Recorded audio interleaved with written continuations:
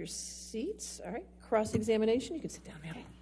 Thank you, Your Honor. Dr. Curry, you're not board certified, correct? No, I'm not. Not in clinical psychology or in forensic psychology, correct? No, I'm a licensed clinical psychologist. But you're not board certified? No. Okay. And you also have only been practicing approximately 8 years, is that correct? That's not correct. How many years?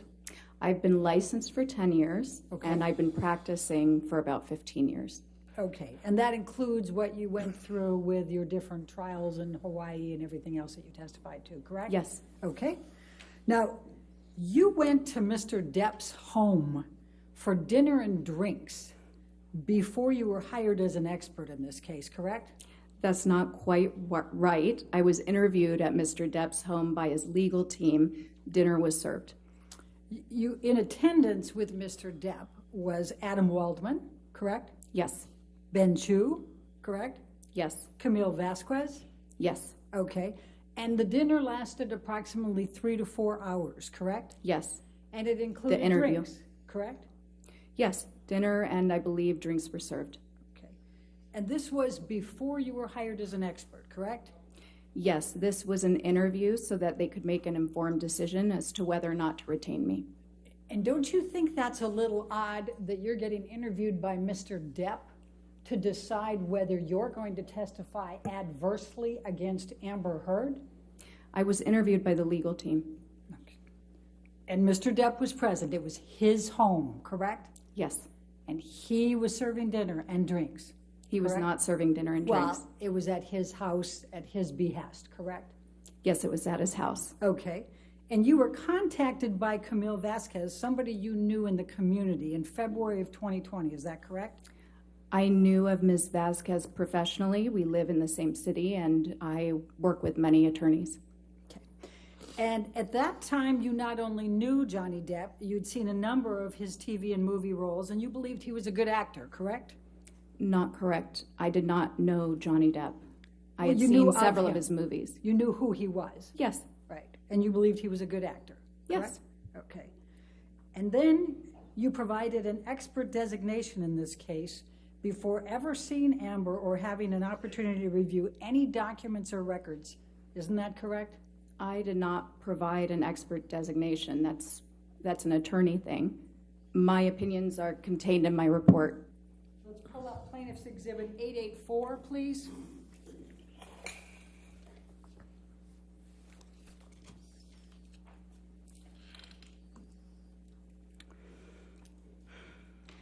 This was plaintiff's designation, identification of expert witnesses in this case. And this is dated February 2021. That's a year after you went to dinner at Mr. Depp's house, correct? Yes. Okay. And it attributes, if you go to page 13, it says you have 3 opinions. The first of those is that Amber Heard, quote, exhibits patterns of behavior that are consistent with co-occurring cluster B personality disorder traits, especially borderline personality disorder. Did I get that right?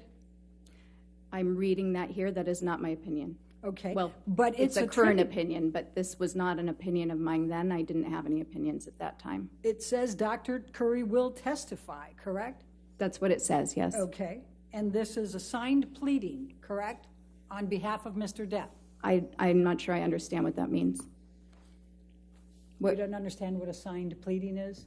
No. Okay. Do you understand that Mr. Depp's counsel prepared this and served it on Ms. Heard's counsel?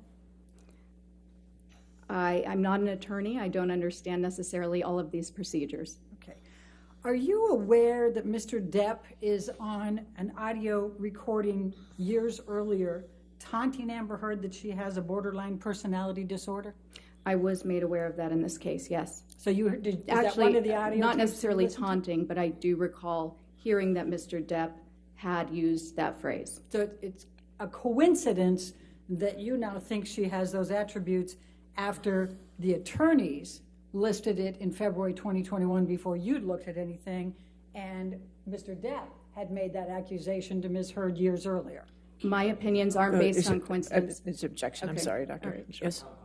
Compound, I'll sustain the objection. All right. It's a coincidence, then, that you came up with symptoms of borderline personality disorder years later after Mr. Depp has been taunting Ms. Heard in an audio tape. I calling her- can't speak to whether or not there's a coincidence. What I can tell you is my opinions are based on the results of my evaluation. And it's a coincidence that Mr. Depp's counsel attributed that to you, that said that to you in February 2021 before you'd looked at anything, correct? I'm not sure. Okay. Now, would you agree that a disproportionate number of women are tagged with a diagnosis of borderline personality disorder? No, that's not quite right. 75%? The way you phrased it is not quite right. Tell me what's right. Okay, so there are more women who have been diagnosed with bipolar disorder than men. It's more prevalent in women. And trauma can cause borderline personality disorders, can't it? No. Never? Right now, we know that there are people who have borderline personality disorder who have sustained childhood trauma. There are also people who have borderline personality disorder who have had no childhood trauma. So, like most personality disorders, and really like most mental health issues in general, there seems to be both a biological component. In this case, with borderline personality disorder, the research tends to support a genetic component and possibly a neurological component.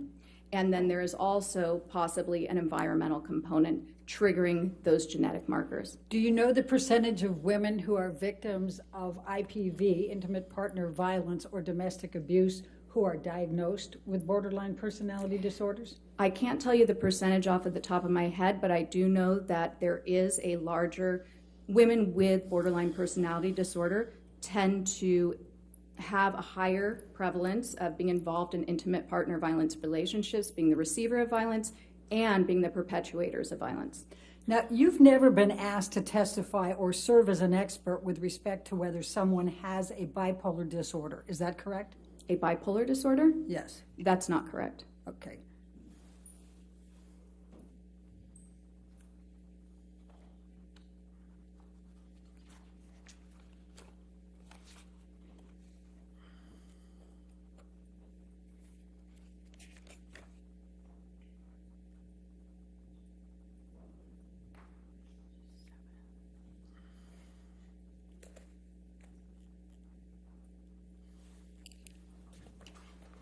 Bear with me. You have an approach? Yes, ma'am. Thank you. Thank you. Do you recall having your deposition taken in this case? Yes, On March 21, 2022? I believe that was the date, yes. And were you under oath at that time? Yes. All right, I'm going to ask you to turn to page 207. And the question was, have you ever been asked to testify or serve as an expert with respect to whether someone has bipolar disorder? And your answer at that time, will you please read to the jury? I'm sorry, page 207? 207, line 5. Ah, Could you No. read? Okay, thank you. Now, when this designation was served in February of 2021, you had not rendered an opinion that, quote, Ms. Heard exhibits patterns of behavior that are consistent with co-occurring cluster B personality disorder traits, especially borderline personality disorder, correct? I'm sorry, I missed the first part. What was that? When this designation was served that you have in front of you as Plaintiff's Exhibit 884, Oh, okay. you had not rendered an opinion that, quote, Ms. Heard exhibits patterns of behavior that are consistent with co-occurring cluster B personality disorder traits, especially borderline personality disorder, correct? No, I had not rendered any opinions. My opinions weren't finalized until after my evaluation. Right. So when this came out, you had not rendered that opinion. I had not rendered that opinion. Okay. The second opinion that's listed in the February 2021 is that Ms. Heard repeatedly and characterologically perpetuated severe physical and psychological intimate partner violence, IPV, toward Mr. Depp over the course of their relationship.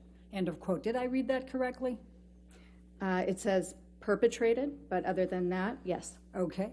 And so is it correct that this pleading says in February 2021 that you are going to testify to that? This document, yes. Okay. It says that. And you have never been asked to testify as to whether anyone has behaviorally or characterologically conducted conduct that suggests they may be an IPV perpetrator, correct? I have to ask that again because I stumbled. Okay, I can't do characterologically. That one's just a tough one for me. Okay. You have never been asked to testify as to whether anyone has behavioral or characterological conduct that suggests they may have been an IPV perpetrator, correct? No, I've never been asked to testify for that. Okay. And that was not your opinion in February 2021, correct? No. And in fact, you do not hold that opinion now, and you were not even asked to provide such an analysis or opinion. Isn't that correct? No. Or that is correct, That's yes. correct. Okay. And you have never held that opinion, correct? No, that is correct, yes. Okay. And your third opinion, if we can go to page 14, was that Ms. Heard exhibits patterns of behavior that suggest her allegations of abuse against Mr. Depp are false, end of quote. Do you see that? I see that. You said it's my third opinion. That is not my opinion. All right. But in this pleading, it says that you will testify to that, correct? Yes, that's what this says. Okay. And that was not your opinion in February 2021, was it? No, as I said, I had not formed any opinions at that time. I had just been retained. And in fact, you have never arrived at this opinion as an expert witness in this case, correct? In terms, no, the opinions that I've rendered are provided in my report. And they're what I'm testifying to today. And you have never arrived at this opinion as an expert witness in this case, correct? Objection made. I'll sustain it. You have never arrived at the opinion that Ms. Heard exhibits patterns of behavior that suggest her allegations of abuse against Mr. Depp are false, correct? That's correct. Okay. And in fact, you've said that has never been my opinion, correct? What I'm saying is that the opinions in here, these are not my opinions. My opinions are provided in my report. Can you please turn to page 255 of your deposition?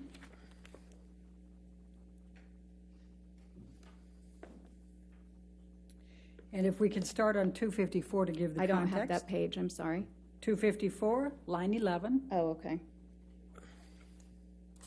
And the question is now, the next one is, quote, Ms. Heard exhibits patterns of behavior that suggest her allegations of abuse against Mr. Depp are false, end of quote. Was that your opinion in February 2021? And you answered at that time, no, correct? That is correct. And then I asked, have you ever arrived at that opinion in the time that you have served as an expert witness in this case?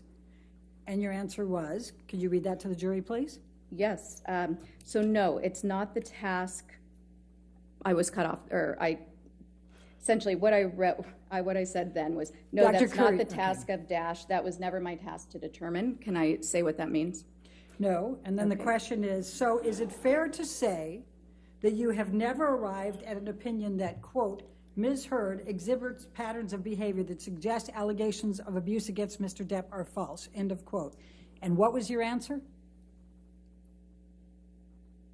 Well, there was an objection. All right, I'll read it for you if you're having difficulty. Okay. Your answer was, under oath, correct. That is not my opinion. That has never been my opinion. Isn't that what Correct. you said under oath on March 21st? Okay. And then I wrote, then I'm going to ask you, do you know who wrote this portion of the designation suggesting that these were your opinions in February of 2021? And what was your answer? I said no. Now, as of the time of this initial expert designation, you had not reviewed any materials, reached any opinions, correct? I believe I had just started to review materials. I believe that I indicated that in my deposition. I had not yet rendered any opinions. I hadn't completed my review, and I hadn't conducted an evaluation. Okay. And in fact, you've never testified as an expert on IPV, intimate partner violence. Isn't that correct? I believe that is correct, but I may not be remembering all of my cases. Well, let's go to page 200.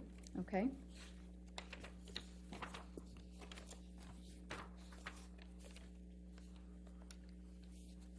Line 17.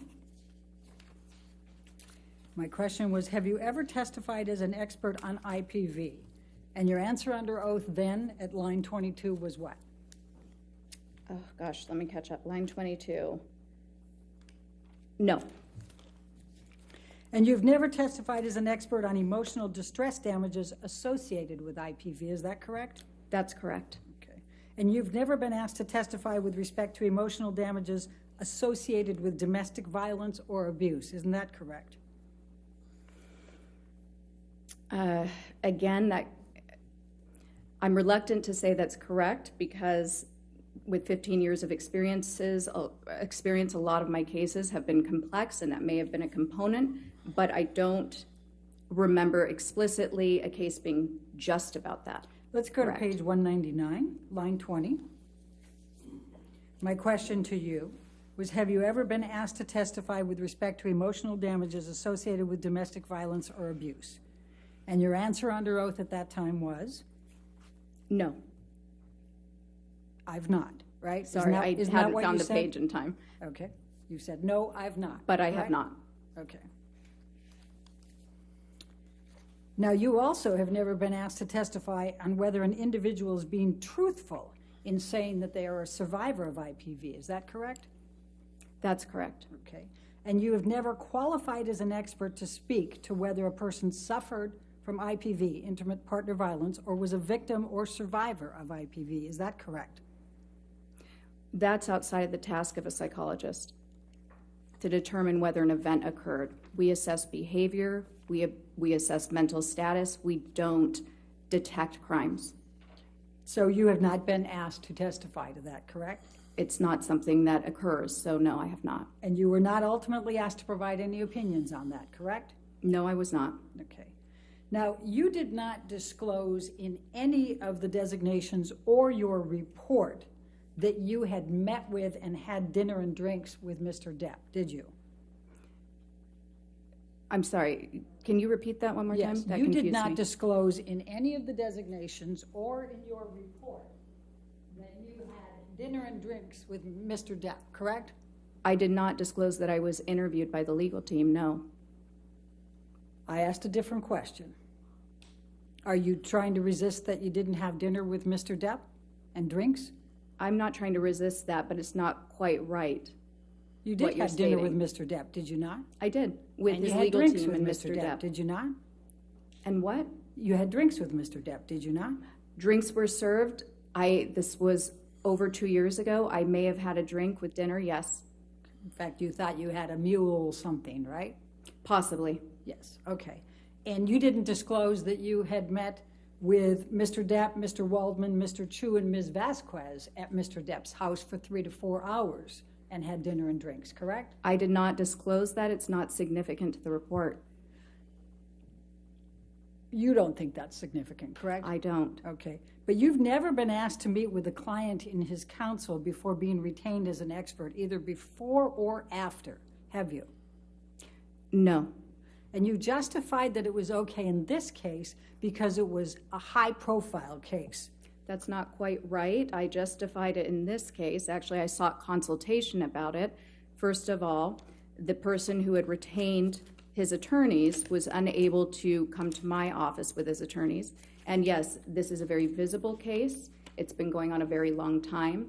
And I understood that there would be a need to interview me and make an informed decision about my qualifications.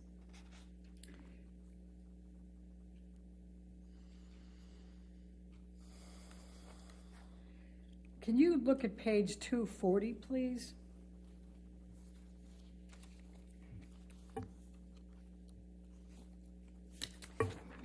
Line 3 is my question. Would you agree it's highly irregular to meet with the subject in a litigation? And your answer on that occasion was, I would not say it's highly irregular. I would say it's not something that I would typically do. However, I had not yet been retained on the case. This was a large, high-profile case, and I understood that I believed that it was appropriate for a person retaining me with such a high profile to meet me, to be able to vet me, essentially with the attorneys present prior to retaining me on his case. Do you recall that? Yes. That's what you said under oath, correct? Yes. And then I said, have you ever done that before? And you said, no. Correct? Correct. And then I said, have you ever done it since? And you said, no. Correct? Correct. Okay. Now, would you agree that if you did not find something that would be in favor of Mr. Depp and negative to Ms. Heard, that you wouldn't be an expert in this case? That I'm going to bring you into court if you're going to say that Ms. Heard is right and Mr. Depp is wrong, correct? So as a forensic psychologist, my obligation is to the court, is to the fact finder. I present science regardless of what that science may be. Now, when I take a case, my retainer agreement is explicit about that, and I discuss Dr. that Crew, with the attorneys. I'm asking you a question. I'd like you to try to answer my Okay. question. You understand that if you found favorably to Ms. Heard and negatively to Mr. Depp, you wouldn't be here, right? You wouldn't be testifying. Objection speculative. No, okay, sorry. Hold on. The objection is speculation. That's not speculation. No, I'll sustain the objection if you want to ask. Okay. If it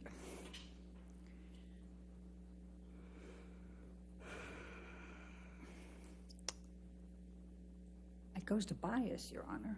I sustain the objection. Next question. Okay, all right.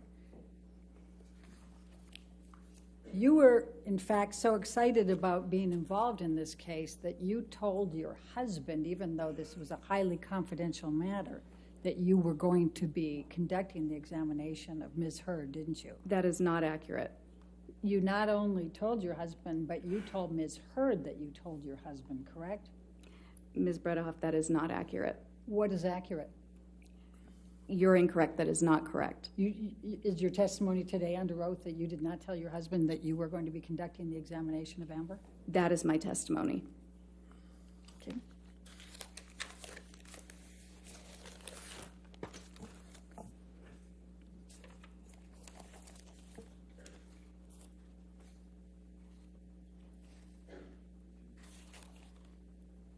Let's go to page 306.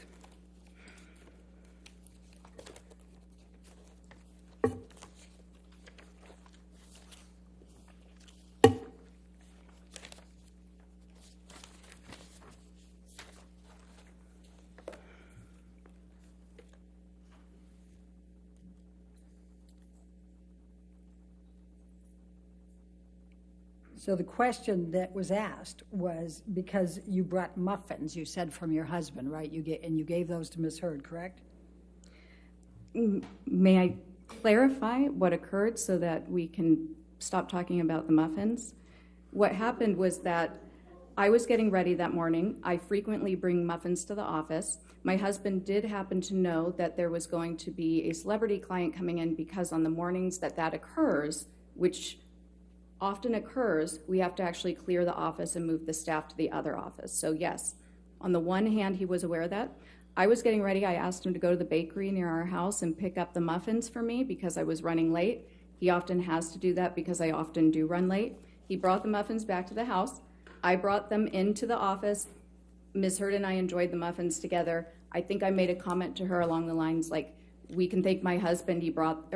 My husband got these for us today, meaning he purchased the muffins. We are now enjoying them because of him. Did you say on pages 305 and 306 that you frequently have examinations of high-profile clients? You want to just take a quick look and tell us? What, 305, 306? Yeah, that's where we're talking about it. Is there a line you'd like me to look at? You can start with 15, line 15, 305. Just read through that and tell me whether you said anywhere in there that you have a lot of high-profile examinations. You do this frequently. Objection to improper impeachment. I don't agree. I want you to approach, please.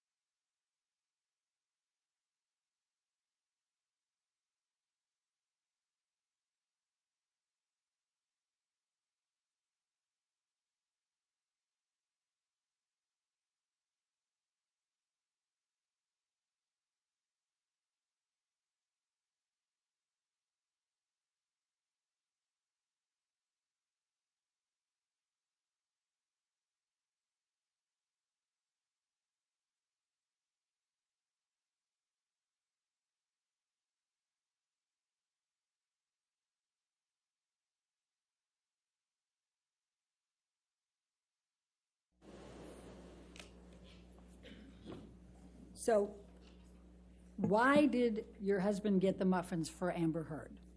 He did not get the muffins for Amber Heard.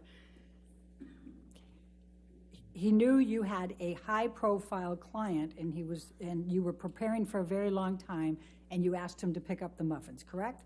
I asked him to pick up the muffins for me, yes. Okay. Now, would you agree that domestic abuse can be verbal? Absolutely, yes. Would you agree that domestic abuse can be emotional? Yes, certainly. Would you agree that domestic abuse can be psychological? Yes. Would you agree that domestic abuse can be physical? Yes. Now, you indicated, and I believe you testified in your direct, that it's very important to review the treatment records before forming opinions. Is that correct? Yes. Okay. In fact, that's the first thing you would do, correct? Not necessarily the first, but it's part of the evaluation.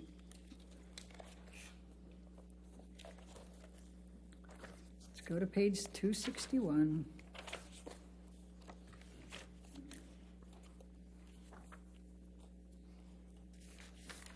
And let's go to 260 because that's where I start the question. The question I asked was, and do you recall whether you'd review any of these by the designation on February 19, 2021? And you said, okay, I can't say for certain. What I can tell you is that knowing my normal procedure, I would have reviewed the treatment records first. Did you testify to that under oath then? Yes. Okay. Now, before we start getting into the ones that you testified about, I just want to be really clear about what you actually have as an opinion with respect to the borderline personality disorder and the histrionics. You didn't diagnose, you didn't actually have a DSM-5 diagnosis that Amber Heard suffers from either borderline personality disorder or histrionic personality disorder, correct? That's not correct. In fact, your report says Ms. Heard demonstrates psychological symptoms of a combined borderline and histrionic personality disorder. Would you agree? Yes, I did say that in also what designation was that? I believe January 18th that report was included? Yes. Okay. And that's what you said at that time, correct? Yes. Okay. I said a little bit more than that as well. You said, and I'll read it, I'll quote it, quote, based on the combined results of my interview with Ms. Heard, behavioral observations, psychometric test data, and review of the available records, Ms. Heard demonstrates psychological symptoms of a combined borderline and histrionic personality disorder, BHPD. That's Yes. what you wrote in your report as one of your conclusions, correct? And that's a DSM-5 diagnosis. And it did not say that you were diagnosing with a DSM-5 for borderline personality disorder or histrionic personality disorder, did it? That's what it says in different semantics.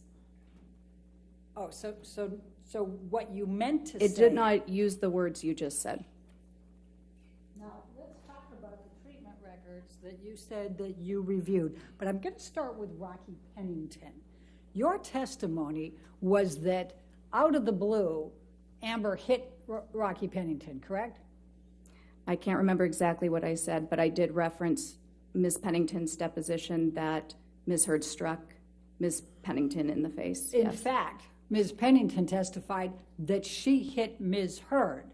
And in response to that, she can't recall, but Ms. Heard either pushed or slapped her, correct? I don't recall. That's a pretty important distinction, don't you think? My recollection is that there was some sort of violence both ways in the relationship. Either way, it seems that both of them might have been unstable. I'm only evaluating Ms. Heard. So now we have an evaluation of Rocky Pennington No, I just said, but that was not relevant to my opinion because I'm only evaluating Ms. Heard. But you testified to that on direct that that was a factor, right? Yes. Okay. Well, wouldn't it make a big difference if Amber struck first or just responded back? Given the dynamic, not necessarily. No, it would not have. So now you're an expert on Rocky Pennington and her dynamics with Amber Heard. Objection argumentative. I'll withdraw. This is sustained. Okay, so now let's talk about Dr. Cowan. You not only reviewed his treatment records and his text messages and documents, but you also attended his deposition, did you not? Yes. Okay. And do you recall Dr. Cowan testifying that Amber told him about Depp physically abusing her contemporaneous with the events? I don't recall specifically his words, but I remember him recalling that she had disclosed abuse in their treatment, yes. And do you recall Dr. Cowan testifying that he received a text message contemporaneous that Johnny did a number on me tonight. I'm safe in my support tonight, but I need some real help. Do you remember him testifying to that? I don't remember the testimony, but I do remember seeing that text message as one of the exhibits. And do you remember Dr. Cowan testifying that on another occasion, Amber sent him a text, Johnny beat me up pretty good last night, end of quote. Again, Not in this Constance. She can rely on it. She testified. Overruled. Thank you. Thank you, Your Honor. I didn't need to argue that hard, I guess. Do you recall that? Again, I don't recall the testimony, but I do remember that being an exhibit. I've seen it. Do you recall Dr. Cowan testifying that not only did he believe Amber in her reporting of the abuse by Depp, but that she had no ulterior motive? I actually don't recall that. I'm not saying that it didn't occur. Okay. Do you recall Dr. Cowan testifying that he believed the relationship was toxic and he was concerned for Amber's physical well-being? I do recall him saying that he believed the relationship was toxic. And you don't recall I do Dr. not. Cowan saying that he was concerned for Amber's physical well-being? I don't remember those exact words. Do you recall Dr. Cowan testifying in that deposition that you were present for, referring to Mr. Depp, quote, his controlling nature, jealousy, and suspiciousness, addiction to drugs and alcohol, and violent and indulgent temper? Do you recall him using those terms to describe Mr. Depp? I remember thinking that would be an inappropriate impression for a treating provider of a different person to give, but I do recall him making that statement. Do you recall Dr. Cowan testifying that if he pushed her, she was going to push him back? And I never had the impression that she was the provocateur, but that she was indicating to me she had a hard time, de-escalating these types of situations. Yes. Okay. And do you also recall him saying that she didn't say she pushed him, she just said, I got right back up. She told me that he pushed her down and she got right back up. I remember him saying that Ms. Heard told him that, yes.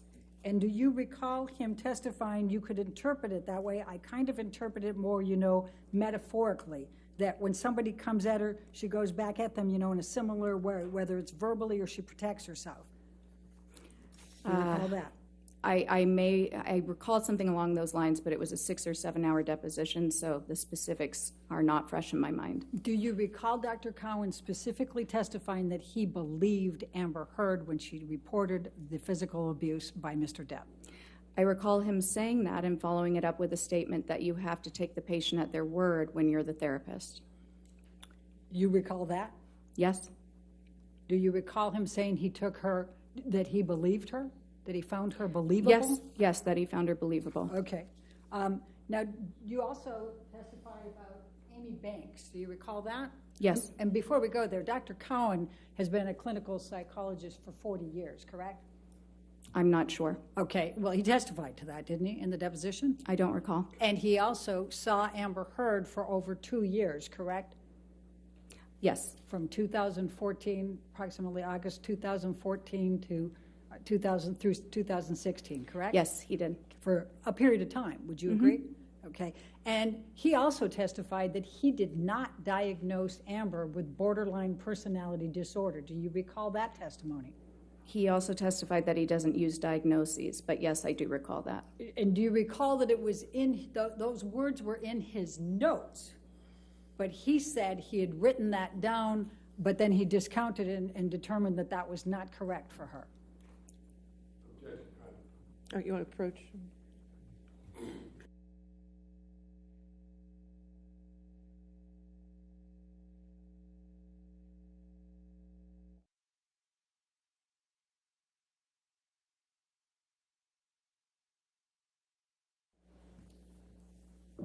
All right, now let's jump to Amy Banks. Dr. Banks is a psychiatrist, correct? Yes, And in fact, she went to medical school at Georgetown, and she did her psychiatric training at Harvard Medical School, correct?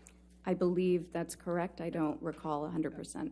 All right, and she was a psychiatrist in Massachusetts that Amber Heard had reached out to Yes. after the Australia incident to try to help her relationship with Mr. Depp, correct? Let me back up. You attended Dr. Banks' deposition as well, did you not? Yes, I did. And Dr. Banks testified to that, correct? I don't remember if she testified to that. I don't have the notes right in front of me or the deposition transcript. All right. Do you recall Dr. Banks testifying that she understood that Amber was in a relationship with Johnny Depp that had gotten violent and out of control? I don't recall specifically, no. Do you recall Amy Banks testifying that they had physical altercations and his drug use had escalated and Amber felt she was at risk? I don't recall. Do you recall Amy Banks testifying that Amber was reporting the violence by Mr. Depp and it was not consensual? I recall Dr. Banks stating that Ms. Heard was reporting violence to her, yes. I do not recall a statement about consent. Do you recall Dr. Banks testifying that there was discussion about Mr. Depp cutting off his finger, and she said only that it was a middle of one of these very kind of out-of-control escalated fights, and that did make a fairly big impact on me? I remember something like that. All right. And do you recall Dr. Banks saying it was a whole other level? As I remember it told to me, he actually cut off a part of his finger during one of these altercations, meaning to me, the way I digested that, if you will, was that things had gotten particularly out of control. I do not recall that exact statement. I'm not saying it didn't occur, I just can't recall it. All right. And you recall that Mr. Depp was in sessions with Ms. Heard with Dr. Banks, correct? Yes. My Okay. understanding, however, is that they met with Dr. Banks, and then it was primarily Ms. Heard meeting with Dr. Banks for treatment after prescriptions and therapy. All right. And do you recall Dr. Banks saying that she was not surprised that Amber was seeking a restraining order because of the violence that she knew existed in the relationship? I do recall that, and it would be impossible to know that violence exists as a treating therapist or as a psychologist. Again, we're not investigators. However, I do recall that she said that because I remember having that thought. And do you recall Amy, and she's a psychiatrist, right? Psychiatrist. Okay. And do you recall Amy Banks saying that it was clear to her that Mr. Depp was the one who initiated the violence? I don't recall that. All right. Do you recall that Dr. Banks said that she knew for certain that Mr. Depp was the one who had committed the violence because Ms. Heard reported it in the presence of Mr. Depp and he did not contradict? I do not recall that. Okay. And do you recall that Dr. Banks ultimately concluded that it was her belief that Amber was a victim of domestic violence at the hands of Mr. Depp? Here, you want to approach this?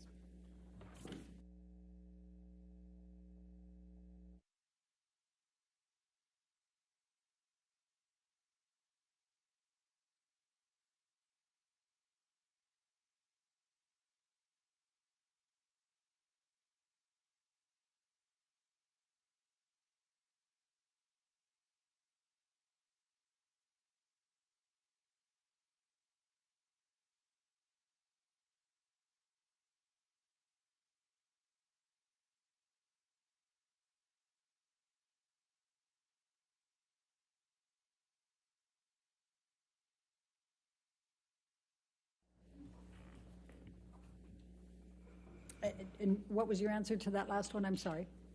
I think I can't recall, but I also can't recall that last question. Do you recall that Dr. Banks concluded that Amber was a victim of domestic violence at the hands of Mr. Depp? I don't recall that. Okay. Now, You also reviewed the records of Laurel Anderson, and you reviewed her deposition, is that correct? Let me refresh my memory for a moment. I reviewed Dr. Anderson's deposition, yes. Okay, and do you recall that she reported that Amber Heard had reported physical violence by Mr. Depp to her? I recall that she said that Ms. Heard had reported that, yes. Okay, and do you recall that she said that it changed over time? I don't recall that specifically. Okay, and do you recall Dr. Anderson saying that she had witnessed her face being bruised after the December 15, 2015 incident? I don't recall that. You don't recall that, okay.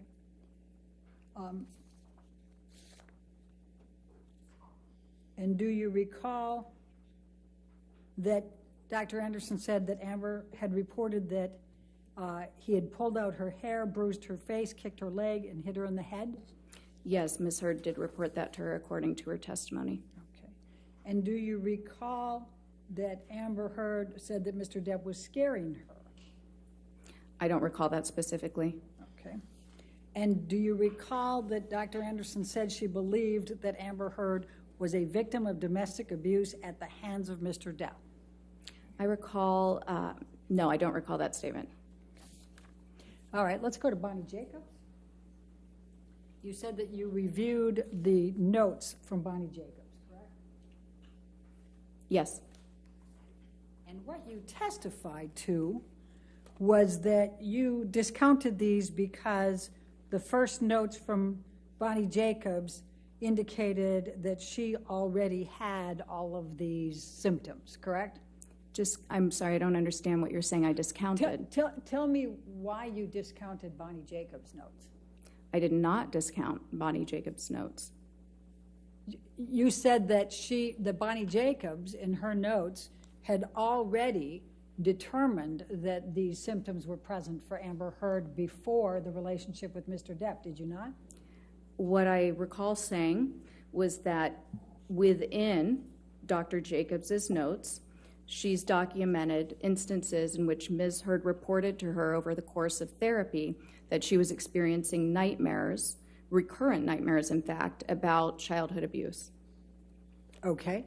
Now, the very first entry on Bonnie Jacobs' notes, and these are the notes, right? Do you recognize these? I do, and we Okay. received more sort of at the tail end just a couple months ago. All right, so the first of Bonnie Jacobs' notes is on 10/17/2011. Do you recall that? I don't recall the exact date. I don't have anything in front of me. And Amber Heard was already in the relationship with Johnny Depp at this point, was she not? I believe she was, yes. Okay. And in Bonnie Jacobs' notes, she documents However, go ahead. She documents multiple occasions that Amber Heard reports to her physical violence upon her by Mr. Depp, does she not? There are several notes that indicate that Ms. Heard has reported violence by Mr. Depp, yes. Many, correct? I wouldn't qualify it as many. I'm not sure what you mean by many. How many would you say? I don't know. I don't have the notes in front of me. Okay, well, what do you recall in deciding to make your opinions in this case? Well, I'm confused about the dates because I know that Dr. Jacobs treated Ms. Heard even while she was in her prior relationship, leaving her prior relationship with her last wife. Dr. Curry, I'm not going to ask you to try to bring in extraneous things. I'm asking you what you recall of these But notes. the dates would have been different based on that alone. Okay. And I recall that there was quite a bit of information because these were copious notes spanning back in time from her relationship with Tasha. So, Dr. Curry, please answer my question. How many occasions do you recall I don't know. Dr. Jacobs documenting Amber reporting physical abuse? I don't know.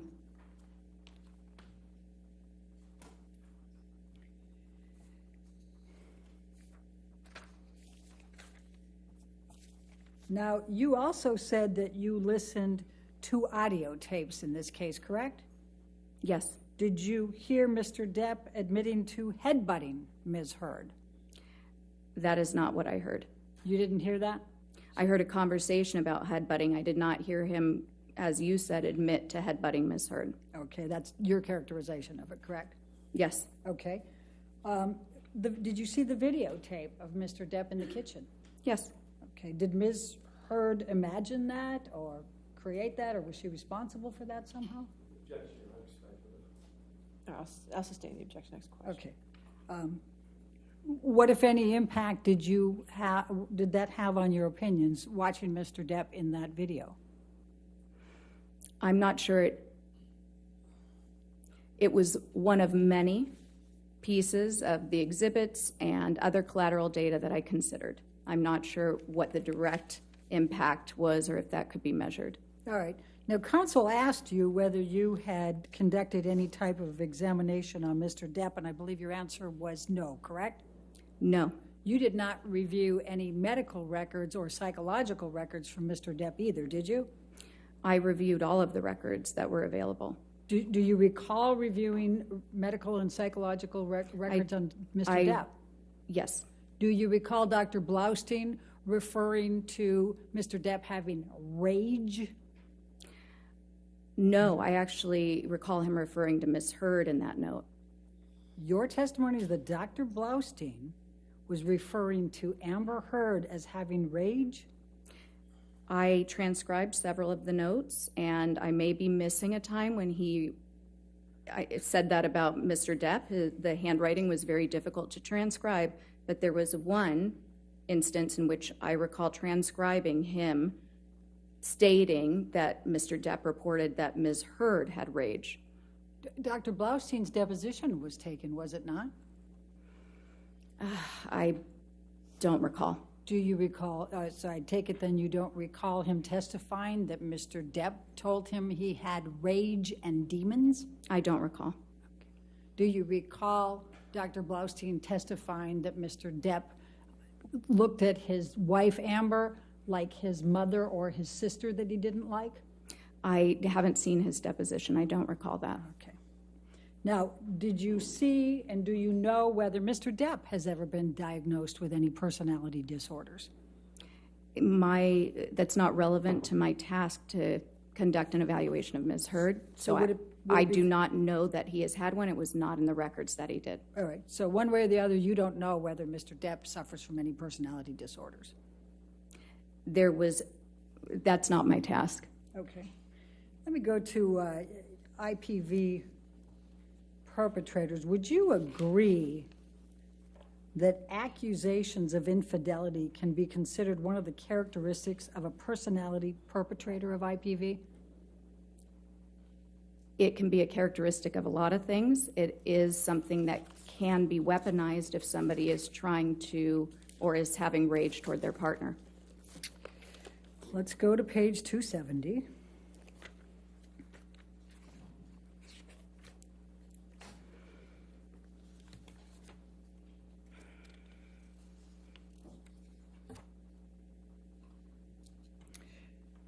Line 3, my question was, are accusations of infidelity considered one of the characteristics of a perpetrator, a personality perpetrator of IPV? The objection. The question is vague and ultimately ambiguous. I don't understand the objection. I'll overrule the objection. Okay. And your answer under oath Can at you that remind time? me of the page? I thought Page 270, line 3 was where my question was. Okay. And your answer's at line 8. You said it can be, correct? Yes. Okay.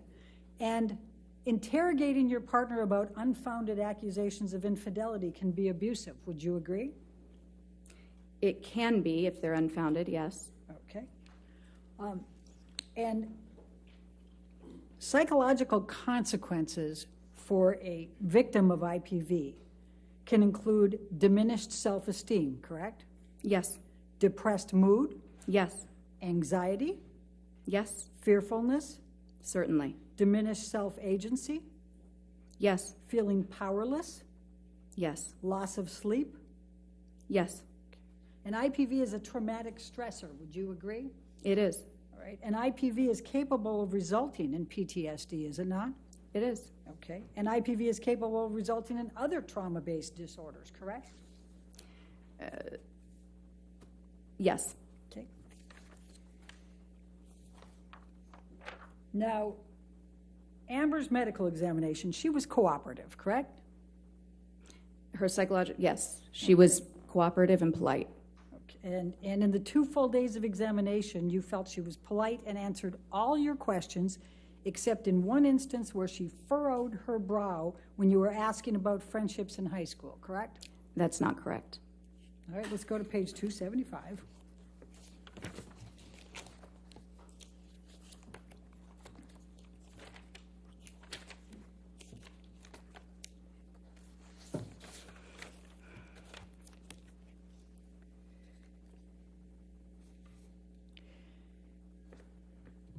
So we start on 274 with the, was she polite? You said yes. Was she cooperative? Yes.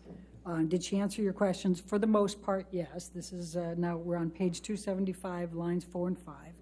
And then my question was, did she at any time become combative or unfriendly with you or angry? And your answer was, there was one instance in which she appeared annoyed and the posturing forward a bit, more assertive tone, furrowed brow, when I was questioning something, following up on data that had been inconsistent about friendships in high school. Other than that, she was very polite. Is that your answer at that time? That was my answer at that time, and it's inconsistent with the question you had just asked me. And would you agree that appearing for this examination with an expert who had been retained by Mr. Depp more than a year earlier might be a little stressful? Yes. Okay. And in fact, not only had you been retained by Mr. Depp, but what had been communicated by Mr. Depp's team was that you had called Amber Heard a liar and a perpetrator of abuse, correct? First of all, I'd like to clarify that I was not retained by Mr. Depp. I was retained by Mr. Depp's counsel. And what I can say that, yes, any examinee in a forensic context, you would consider that they're probably stressed. All right. Would you agree that all perpetrators of IPV have anger management issues? Yes. And a large portion of IPV perpetrators have substance abuse issues? It's one of many factors that correlates with intimate partner violence, but there are certainly many people who perpetuate intimate partner violence who do not have substance abuse issues. All right, let's go to 131, line 17.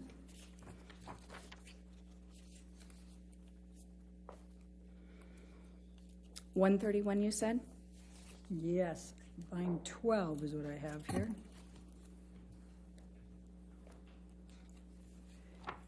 And I'm talking about, you said, and just to give context, remember I was asking you what percentage of people you treat that are perpetrators, and you'd said 5%. Do you recall that, just for substance? I see that here. Okay, and then I said, of the 5% that are IPV perpetrators that you've treated over the last 8 years, how many of these perpetrators have substance abuse issues? And your answer was? I see that I answered with a figure of speech, a large portion. Okay, thank you. And it's common for the perpetrator to essentially gaslight the victim, accuse them of being the perpetrator. Would you agree? Are you in a different area, or are you asking me a separate question? I'm asking you a question. Oh. And it's common. Sorry, can you please repeat it? Yes. And it's common for the perpetrator to essentially gaslight the victim, accuse them of being the perpetrator. Would you agree? That's exactly how it was asked in the deposition. So I understand it is a compound question. I'll sustain the objection. And it's common for the perpetrator to essentially gaslight. I don't think that's, Your Honor, I think it's just one question. Let me try it. To gaslight the victim, isn't it? That's a characteristic of psychological abuse, yes. Okay, and it's common then for them to accuse them of being the perpetrator, the victim. That's a characteristic of abuse from women perpetrated against men. It's actually very, very common. About 90% of male victims of IPV have reported that a female partner who abuses them makes threats to report their partner as an abuser. It's less common for men to make that statement to female partners just because there's less potential consequence. Isn't it true, though, that some form of gaslighting is often present in these personality-based IPV scenarios? Yes. Okay. And it's distressing for the victim to be accused, is it not? Absolutely. It causes them a lot of fear, Certainly. and it causes them a lot of distress. Absolutely, yes. And in fact, they feel falsely accused, correct? Yes. And they feel paranoid, Yes. and they feel frightened, Yes. afraid that everyone's going to believe the perpetrator, correct? Yes. And in fact, they're afraid they're going to lose their security, correct? Can you clarify what you mean by security? I'll ask the next one. And they're afraid they're going to lose their reputation, correct? Yes. Okay.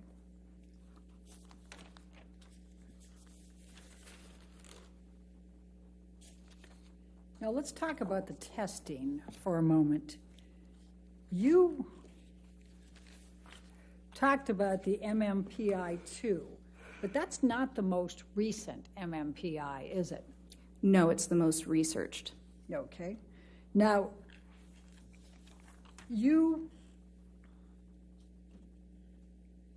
need to have an elevated, on the MMPI, there was only one section that had elevated scores, correct? No, that's not correct. It was the K section, correct? That's not correct. Okay. And was there any elevated score over 65 on the MMPI?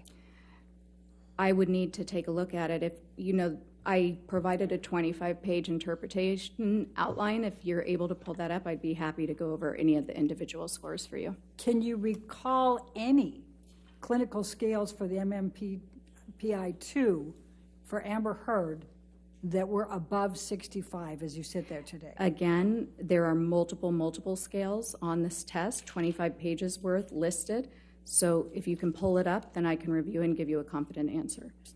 What can you recall as you sit there? I'm hesitant to do that because I don't want to make an error by ignoring hundreds of scale scores. And would you agree that you can't make a pathological determination or diagnosis if the scales are not elevated on the MMPI-2? I would not agree with that. Okay. Now, one of the answers that Amber gave is that it's hard for her to feel safe, correct? Are you talking about the MMPI-2? Yes. Again, I don't recall. There are 567 items on that. I would need to see her results. Well, it's a common trauma symptom, isn't it, to not feel safe? Sure. And safety concerns are common among women who have been victimized, correct? Women and men, yes. Okay, and common especially for sexually victimized people. Would you agree? Any type of victimization, yes. Okay, and hard to trust. That's a common after effect of interpersonal violence-related trauma, correct? Sure. And memory difficulties. Amber said she felt she had holes. Do you recall that? I do. And her account was different than typical memory difficulties with trauma. It is common for individuals who have experienced trauma. And it's actually to not have- common. No, it's a symptom, but it's the least common. In fact, a DSM-5 diagnosis for PTSD includes a, quote, inability to remember an important aspect of the traumatic event, end of quote. Am I correct? Yes. Okay. And memory difficulties are a symptom of PTSD, correct? Certain types of memory difficulties, yes. Okay. Now, do you recall when Amber says the first incident of abuse took place? I believe it was, the first incident in which yes. So she stated that it was early on in their relationship. Okay. Do you recall it I involving? don't recall the exact date off the top of my head. Do you recall it being a tattoo, something related to a tattoo? I do. Okay. Now, if someone had been subjected to a 4-year relationship characterized by repeated IPV, they can have symptoms, correct? Yes. Intense anxiety, Yes, certainly. depressed or irritable states, Actually, it's not so much states. When you're looking at a real trauma reaction, it's pretty persistent. It's less of these transient states. intimate problems, Yes. relationship difficulties. Yes. And these are symptoms you're also attributing to the personality disorder, correct? Yes, there are some key differences. Okay. Now, let's talk for a moment specifically about a couple of the profiles on the MMPI. This is not an exaggerated profile for her, is it? No, actually, that was something unique. When she completed objective broadband measures, where the questions, you don't know what the questions are getting at, they seem completely random, she raised scores that indicated that she was trying to minimize any mental issues and appear completely free of pathology. When she took tests that asked questions that were specific to trauma, that's when you'd see these extreme exaggerations. All right, let's go to page 337.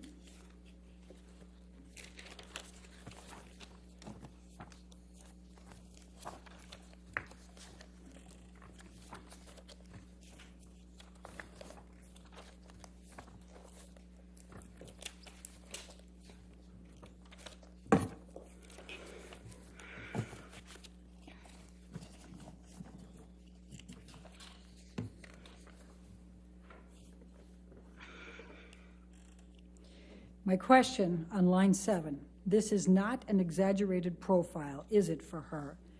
And your answer under oath at that time was no, it is not an exaggerated profile. Do you see that? Yes, we're That's what talking you about the testified- MMPI here. You Yes. testified under oath at that time, correct? Yes, that's Okay. correct. Now, the profile is also not consistent with malingering, correct?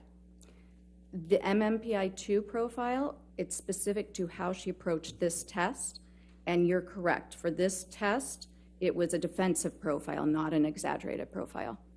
So my question on line 10 was, this is not a profile consistent with malingering, correct? And your answer under oath at that time was correct. On this test, it is not consistent with malingering, period, right? Yes. That was your full answer. Okay. Now, is it your testimony under oath today that you have not been asked to testify concerning Ms. Heard's behavior in the context of her relationship with Mr. Depp, including any abuse? That's correct. Okay. And you have not made any determinations, including any of opinions that Ms. Heard abused Mr. Depp or Mr. Depp abused Ms. Heard, correct? Correct. That's outside of the scope of psychology. Okay. And you cannot testify whether Amber Heard suffered any emotional distress as a result of any of the defamatory comments that she has alleged Mr. Waldman made through Mr. Depp made through Mr. Waldman, correct? What I can testify is that there was no indication of a decline in psychological functioning showing any injury since she's been with Mr. Depp. You cannot testify one way or the other on that, correct? Your Honor, may we approach? Okay.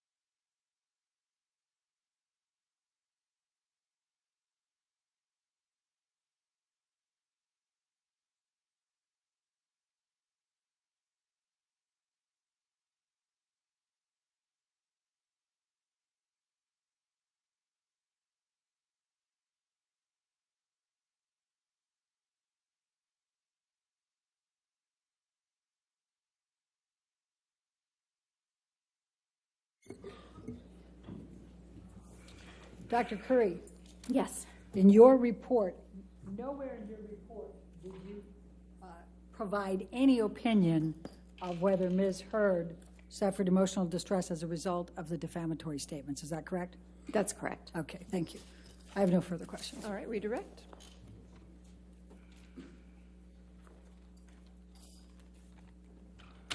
Dr. Kerr, you were just asked a question about malingering Yes. and made reference to the MMPI-2. Is there another test that you did to make a determination with respect to malingering? Yes. So I also, well, malingering is a term that most psychologists, we try to be careful of it because it indicates an intent for secondary gain. I prefer feigning, which you had brought up earlier, because it indicates that somebody is intentionally exaggerating, but I don't know necessarily why. So I think that's a more accurate term in general. On the MMPI-2, yes, there was no exaggerated profile. I also gave her the CAPS-5. I don't know if you'll remember, but that is the clinician-administered PTSD scale consistent with the DSM-5. And on that, there were signs of gross exaggeration. I also looked at the test results that were provided by Dr. Hughes, and on an objective test of trauma, there is a scale specific to intentional exaggeration on that test, and Ms. Heard was in the 98th percentile, meaning that she had engaged in extreme levels of exaggeration. Thank you. You were asked about intimacy problems, relationship difficulties associated with IPV, and you then said that there were some key differences. Yes. What are those? So what you see when we're talking about the personality disorders is there is a very consistent pattern of the aggression, the violence, the irritability. First of all, it's escalated. But second of all, it occurs when there is either, for the borderline component, a threat of abandonment, a perceived slight, feeling like the person is about to leave you, about to walk away to get some space from an argument. It also occurs to a more mild extent, but when there's a loss of attention and a need to manipulate to try to get that attention back. But it's not, when somebody has PTSD, that irritability is sort of at a low, constant level, or it's completely random. For instance, you might have a Vietnam vet who went straight to bars for a period to get into fights with the hope that he would kill somebody and just self-destruct. So it's a very different type of presentation.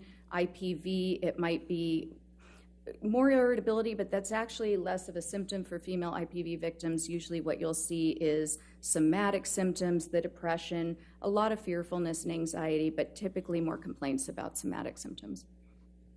Okay. You testified that some of the professionals involved in this case had to take their patient at her word. What did you mean by that?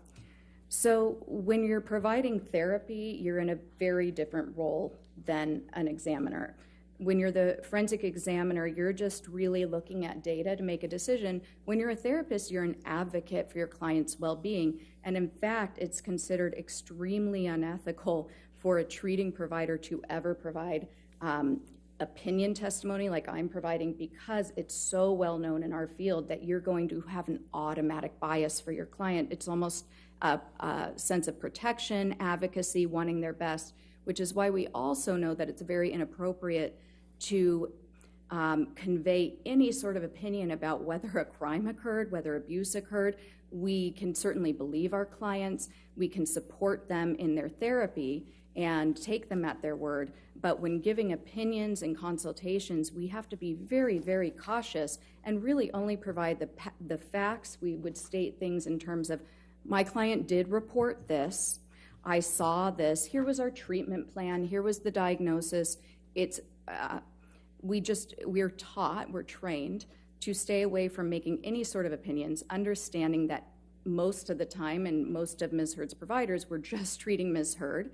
They had never so much as done an initial interview with Mr. Depp and gotten his whole life story or his symptoms or his side of any of it.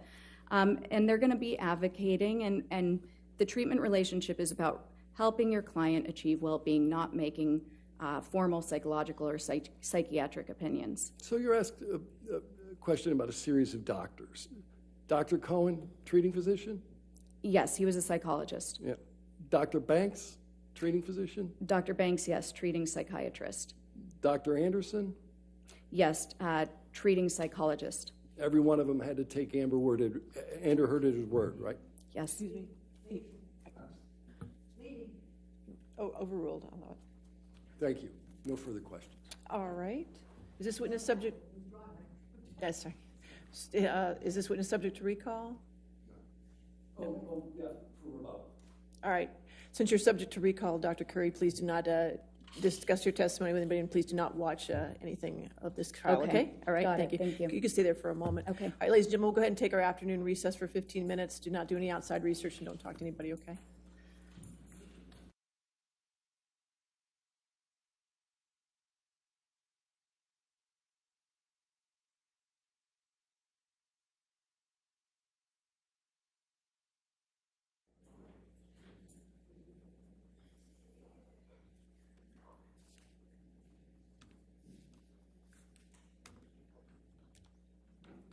All right.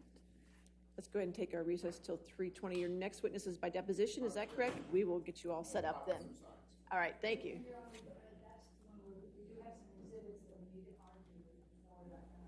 Okay. We'll come back at 3:20 before the jury comes back out. We'll discuss your exhibits, okay? All right, thank you. All rise.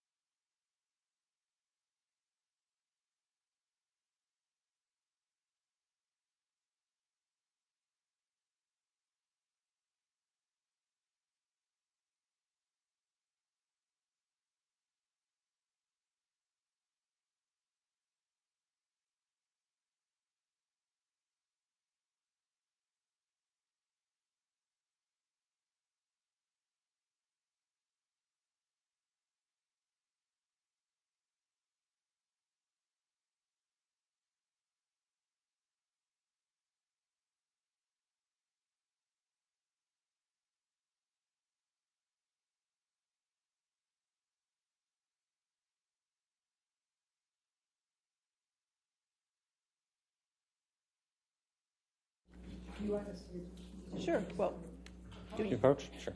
are they agreed on, or?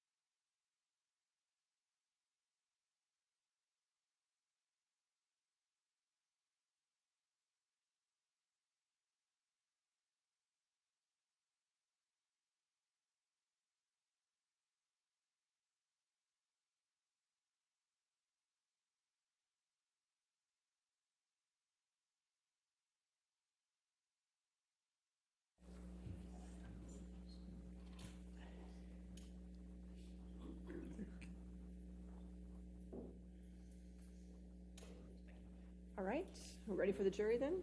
Yes, sir. Okay. All right, thank you.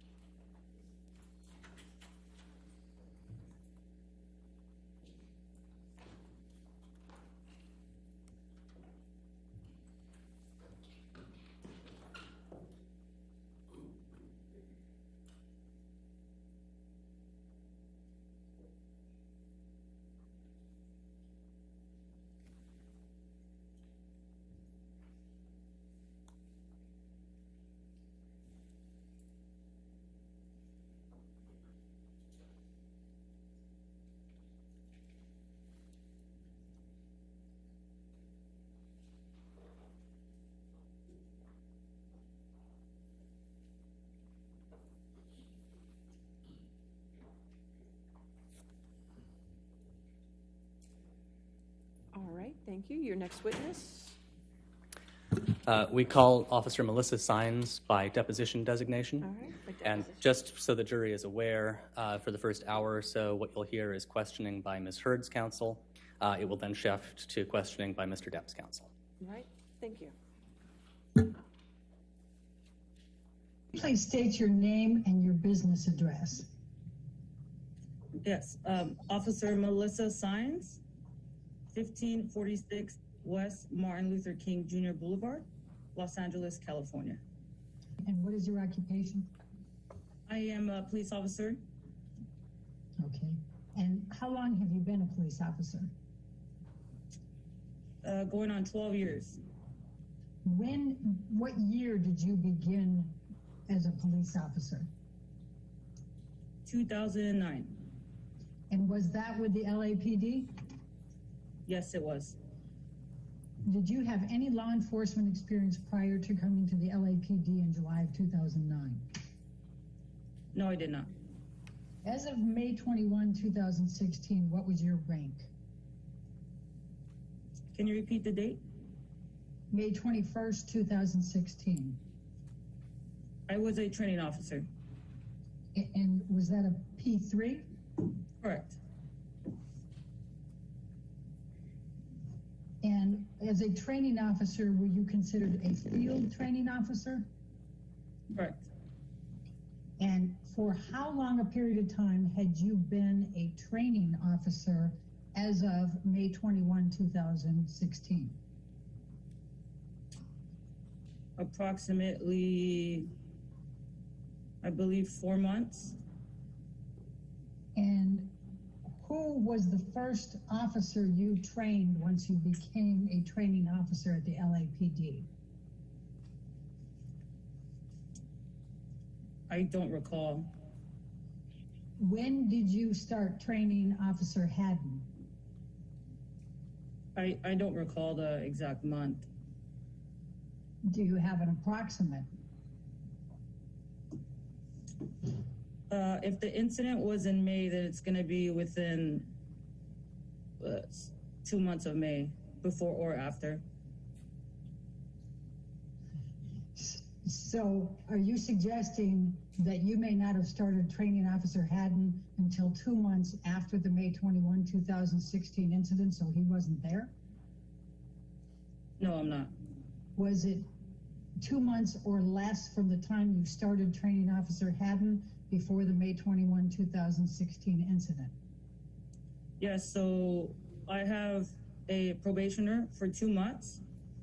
So May could have been the second month I had him or the first month I had him.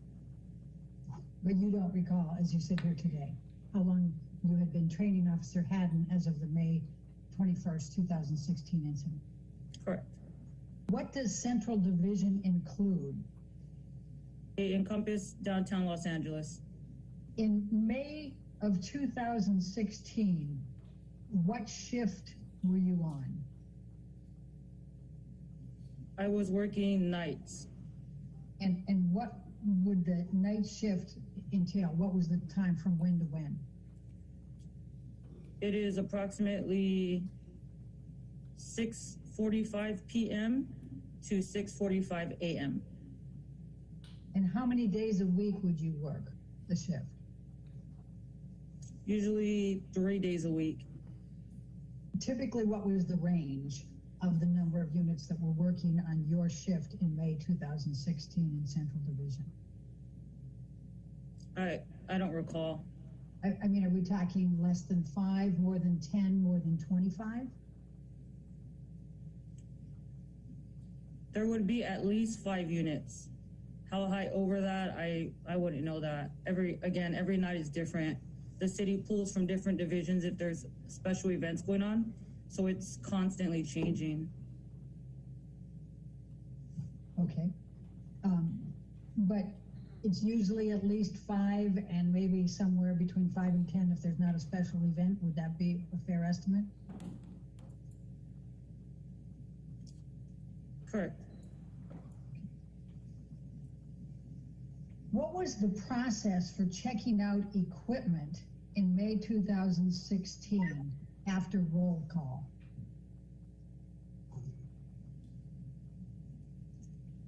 We would walk to the window and give them our name and serial number, and they would present us with equipment for the shift. And what equipment were you given in May 2016 after roll call? I don't recall. You don't recall any of the equipment you checked out in May of 2016 after roll call?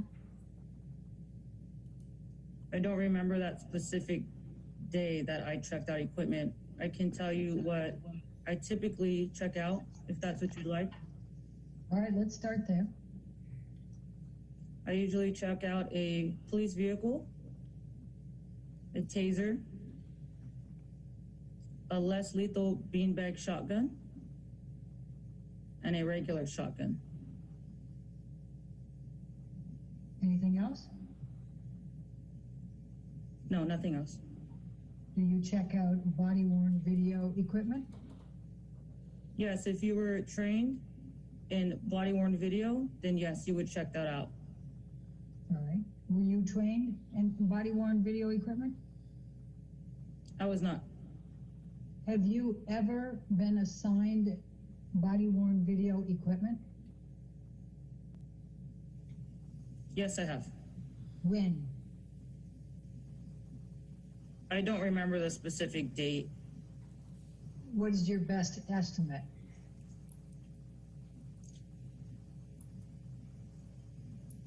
If I had to guess, it would probably be June of 2016. Why do you think it was June of 2016 that you first were assigned body-worn video equipment?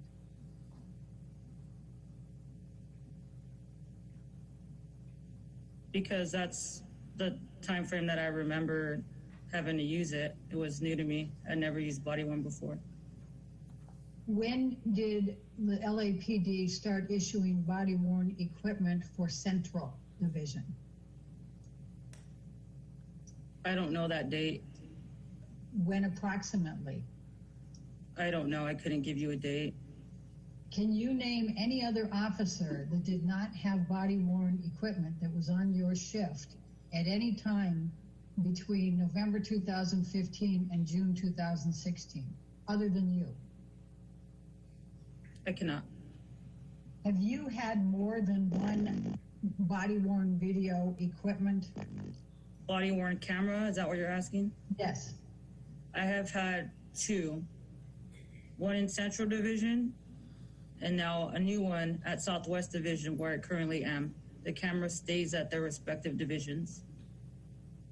While you were at Central Division, did you ever get assigned more than one body-worn video camera? Not to my knowledge. So to the best of your knowledge, you had the same body-worn video camera throughout the time that you were at Central Division, is that correct? Correct. Do you have a recollection of at any time while you were at Central Division, your body-worn video camera not working so you couldn't turn it on during an incident? I do not recall that. what tools were available to you in May of 2016 for investigating calls, answering and investigating calls? Can you specify what you mean by tools? Well, did you have a notebook, for example? Yes, we carry field officers' notebooks. Okay. And did you have your own field officer notebook? Yes. Can you describe what your field officer notebook looked like in May of 2016? It's a small, just paper pad that we keep in our pockets to write on. And do you carry a pencil or a pen with it so that you can take them out during a call and take notes? I do. What do you do with your notebooks once you have filled them? You can turn them into the kit room and they can store them. Is that what you have done? I have my same officer's field officer's notebook in my locker. Since you started? No, I've had several different ones, but I usually keep them in my locker. So for the field officer's notebook that you had in May of 2016, that would be in your locker? It should be, yes. How many field officer notebooks have you filled since you've been a police officer? Not many, probably less than 5. And do you recall roughly how many pages are in each field officer notebook? No, I don't recall. Did you have access to DART? I don't recall what hours they worked at Central Division. And what did DART stand for? I don't know the specific acronym, but I know it's the domestic violence card. Did you also have access to types of reports, incident reports, various forms, diagrams, things of that nature in case you needed them? Yes, I did. And where were those kept while you were on a shift? I'm talking about May 2016. I usually keep extra spare reports in my bag, and I also keep them in my vest. So when you answered calls in May of 2016, you had reports material in your vest as you answered calls? Is that correct? Yes. It's deposition exhibit number 14. It's a multiple page document. I'm just asking her if she recognizes this document. Yes, I do. Okay. When is the last time you reviewed this document? About a week ago. All right. And what were the circumstances under which you reviewed this document a week ago? For this testimony. Now, I asked you some questions about the body-worn video. Are you aware of any other officer being assigned your body-worn video under your serial number? I'm not aware. Is there any chance that you could be mistaken about when you were assigned body-worn video? No, there's not. And why do you say that? Because everything is recorded and documented on evidence.com under my serial number. So if a supervisor wanted to enter the database under my serial number, they could watch my videos and see the specific date and time my videos started to record and when the date of my last video was to this date. All right. And did you go back and look to see what date you started? I did. What was the date that you were assigned body-worn video equipment in Central Division? So the first day that I took out body-worn video was June 16th of 2016. I'm going to show you this second page of what has been marked as deposition exhibit number 1. It has you summoned to attend and give testimony at a deposition and also to produce certain documents. Do you recall this being issued? Yes, I do. And here we go. The documents to be produced.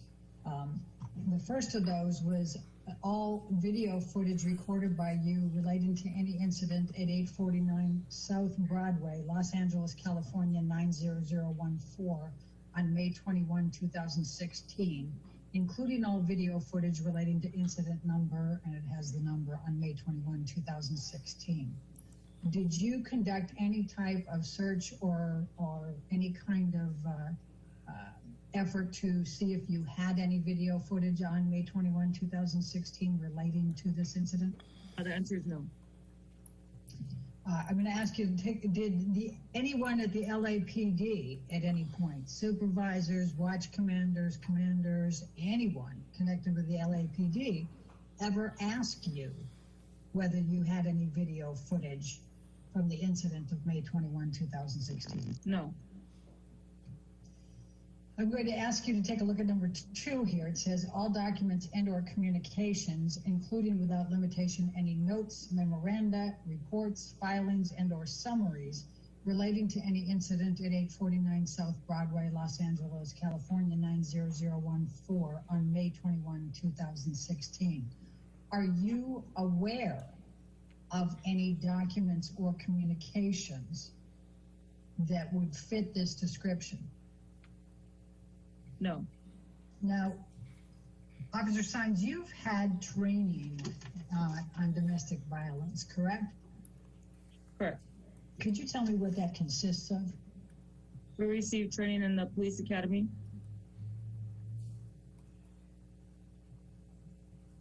Anywhere else? Did you have any other type of domestic violence training other than when you were in the police academy? Other than my experience in the field dealing with domestic violence, no, not that I can recall. And as of May of 2016, would you agree that you had answered over 100 domestic violence calls? I go to a lot of domestic violence calls every day. Okay. And you consider yourself to be a specialist in domestic violence, is that accurate? I don't understand the title specialist. I don't consider myself specialist. In May of 2016, what was the police officer supposed to do when the victim of a domestic violence would not respond to questions or cooperate with pursuing charges after a call was placed and the police officers had arrived? If an individual is uncooperative, we are to check the location to make sure that the suspect is in hiding for the safety of the potential victim, and offer a business card if they decide to speak to us later. In May of 2016, was it your understanding that if you saw evidence of injury or property damage in disarray, that you were to file a report even if the victim was not cooperating? Correct. I'm going to show you what is marked as exhibit number 8. And this is something that was dated November 24, 2018. It's to all department personnel from the Chief of Police, Domestic Violence Supplemental Report Form. And it starts out with the Domestic Violence Supplement Report Form, and it has the number of it, has been revised to provide a more concise picture of the history and needs of the victim for the purpose of investigating the crime of domestic violence. Was this a document that you recall receiving at some point? Yes. Okay. And do you understand, do you have any understanding of why this was supplemented in November 24, 2014? I do not. I'm going to ask you, officer, to take a look at what has been marked as exhibit number 9, and it's called Los Angeles Police Department Domestic Violence Supplemental Report. Do you recognize this document? Yes. Okay. And what is your understanding of what this document is? It's a supplemental document that we add to a police report for domestic violence. All right. And is this one of the reports that you would carry in your vest when you answered calls? Yes. I'm going to ask you to take a look, if you can, at the very left-hand column, where it has a number of different categories here, and it has victim shaking, unresponsive, crying, scared, angry, fearful, of why these are included on this supplemental domestic violence report. To identify somebody's emotional state during an investigation. And this is specifically with respect to domestic violence, correct? Correct. Okay, and then if you can turn over to the crime scene section on the right-hand side, you'll notice that there are some categories that include location vandalized / ransacked, personal property damage, furniture disarray, broken. What is your understanding of why those categories are included in there for making notations for domestic violence supplemental report? To identify the crime scene at the time of the incident. Okay. And was it your understanding that these items that they have on here may be significant in assisting in determining whether there was in fact domestic violence and improving the case? Correct. And I direct your attention specifically to the evidence section. And it indicates witnesses present during domestic violence, statements taken, evidence collected, photos taken on there. What is your understanding of the significance of this collecting this information? It's significant to tell a story about what happened at the domestic violence incident. Okay. And then if we can scroll down a little bit further to additional questions, there's a series of those, including, has suspect threatened to kill you? Do they possess firearms? Have they ever attempted to smother, strangle, or suffocate you? Things of that nature. What is your understanding of why you're supposed to ask those questions? Give you a background on the relationship, an idea of what the victim and the suspect have been through. Okay, thank you. Just let me ask you the question, Officer Sines. You did not fill out that supplemental report when you responded on May 21, 2016 to the Broadway call, correct, with Amber Heard? Correct, it did not meet criteria. The question I asked was, did you fill out one of those forms? No, I did not. I did not meet criteria. Officer Sines, I'm going to ask you to take a look at what has been marked as exhibit number 10, and if I can direct your attention to the top, it says domestic violence standards of review, and it has field notebook divider, domestic violence laws, LAPD form number 18.30.02. Are you familiar with that? Yes. It has case preparation. It says, note the complainant's emotional and physical condition. Do you see that? Yes, I do. And then ensure all evidence is gathered and preserved, e.g. bloodied clothing, damaged phones, property. You see that? Yes, I do. And it also says ensure photographs are taken of injuries or lack of injury to complainant and accused, and then suggest both a day or two after. What is your understanding of the reasons for collecting this evidence? Because these are fruits of a crime. I'm sorry, I didn't... Because these are fruits of a crime. If there's a crime, this is important to prove that a crime was committed. And what do you mean by fruits of a crime? If we're talking domestic violence,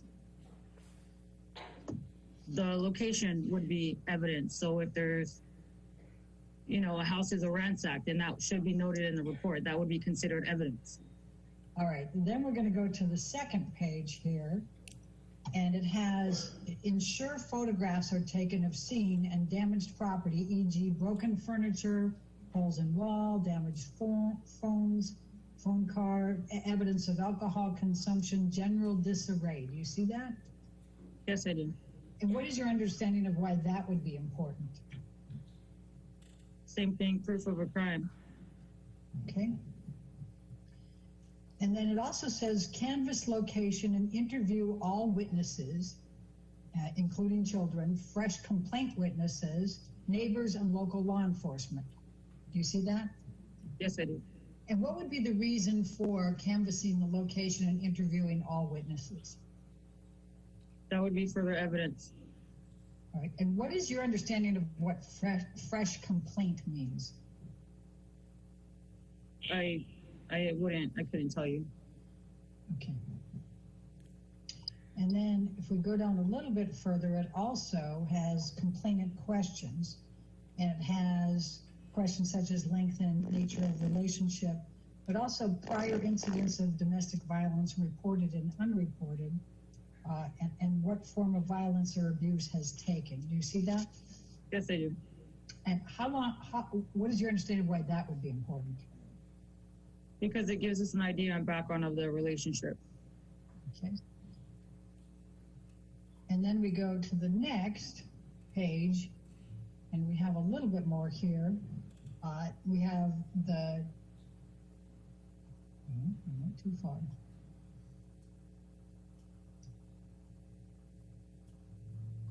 And that says how long the abuse has been occurring, any logs or diaries, is there a pattern of alcohol or substance abuse? What is your understanding of why those would be relevant? Again, because it gives us background on what we're dealing with, what type of relationship this is. And may help with the proof of the crime? Correct. Okay. And then we have identify the person who first saw the complainant after the incident. And it says in parentheses, fresh complaint witness. So I'm kind of guessing that must be the definition. But why would it be important to interview or identify the person who first saw the complainant after the incident? They probably have the best recollection. Okay. And also has identify the person with whom the complainant first spoke about the incident, fresh complaint witness. What is your understanding of why that would be important? Same thing, the best recollection. Okay. And then we have what have neighbors seen or heard. Why would that be important? Because it would prove to us that there was an incident if there was other people with the same story as the victim. Okay. And then we also have, did witness observe how physical injury occurred? Why would that be important? Because that would tell us that there was a crime, that somebody got injured. Okay. And then we have statements by the complainant and or accused after the incident. Why would that be important? Because we're getting our story from the complainant, so what they say is everything with the crime. All right, let's look at 12 for a moment. This is exhibit number 12. It's Office of the Chief of Police, April 9, 2002. And it's a domestic violence victims memo. And it says, purpose, the department is legislatively mandated to provide specific information to victims of domestic violence crimes. And then they go in to describe that. What is your understanding of, well, let me go a little bit further because I'm going to try to move through this a little bit quicker.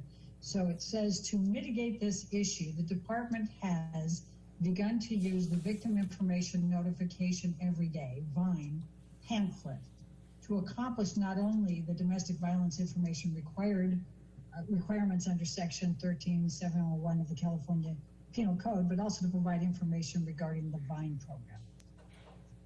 Did you have a copy of that pamphlet? Was that something that was given to you? Yes. Okay. And was that something that you typically provided then, as it says you should, to victims of domestic violence? Yes. What is your understanding of why you were to provide the pamphlet to the victim? You understand the question? Yes, because it gives resources to the victims, domestic violent resources, like shelters and phone numbers to provide help. I'm going to show you what has been marked as exhibit number 11. Do you recognize this document? Yes, I do. This is the vine. Okay, when you say vine, is this the pamphlet that Yeah. was being referred to? Okay. And it's your understanding that you were supposed to be giving that pamphlet to victims of domestic violence on calls, is that correct? Correct. Did you provide a copy of this pamphlet to Amber Heard? I did not identify her as a victim of domestic violence.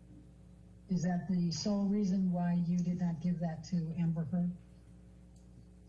Yes, we want to give them to victims of domestic violence. I'm going to ask you to take a At this point, Your Honor, Ms. Heard's counsel is asking to move into evidence and publish to the jury Defendant's Exhibit 730, and Mr. Depp has no objection. All right, 7:30 in evidence and can be published.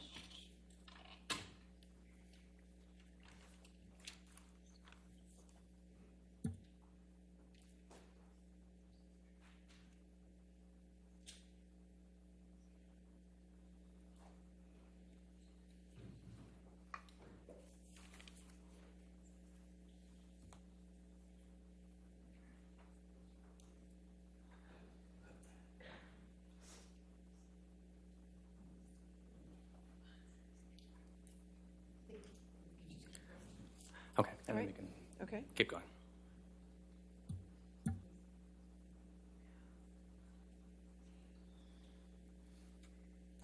first page of exhibit number 3. It's an incident recall from specifically May 21st, 2016. Do you recognize this document? Yes, I do. And please explain to me what it is. It's a summary of our radio call. All right, and how is this recorded? By dispatch. And how is it communicated to you? A computer in our car. Okay. So I'm going to ask you to take a look at the very beginning of this. It starts out, it obviously has an incident number. Is this your understanding of the incident recall for the report to 849 South Broadway involving Amber Heard? Yes.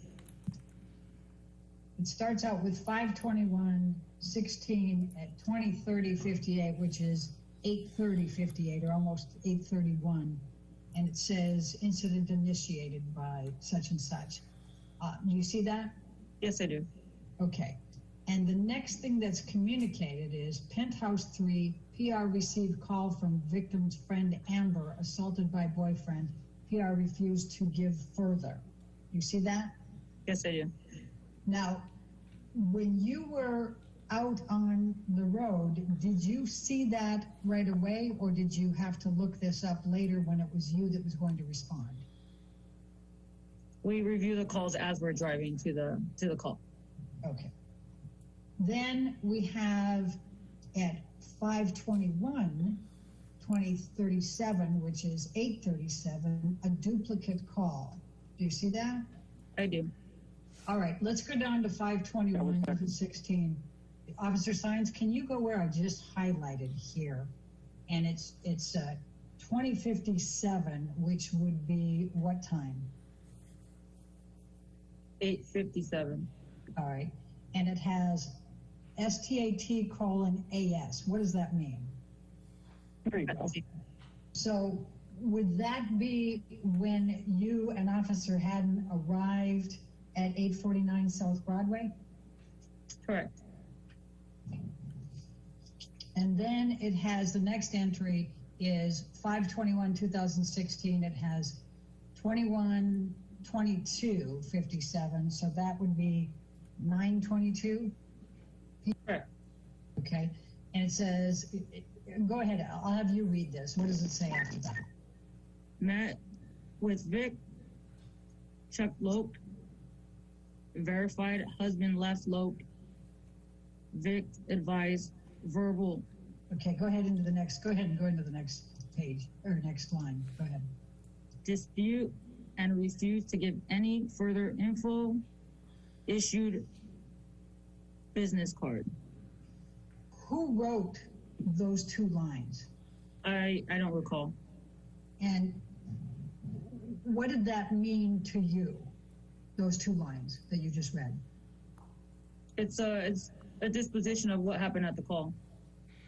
Okay, can you tell me what that means? I mean, just tell me in real person's words what those words are. Yeah, that we met with the victim.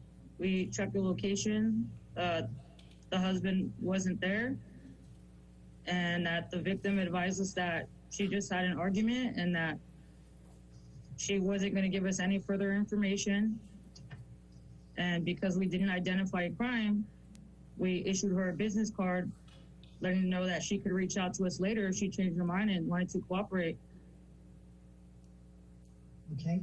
And at what point did you close this incident? Whatever it says on the screen, let's see, 9/22/57. Okay. And what did incident closed mean? That we cleared from the location. We were complete. Done. Okay. Now, if we could go to page Bates stamp number 12.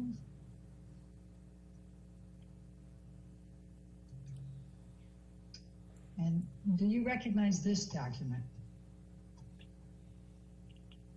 I do. It's a summary of all of our calls from that day. All right. And I believe you testified earlier that you reviewed this document in preparation for this deposition. Is that correct? Yes, I did. Correct. Okay. And if we can go down to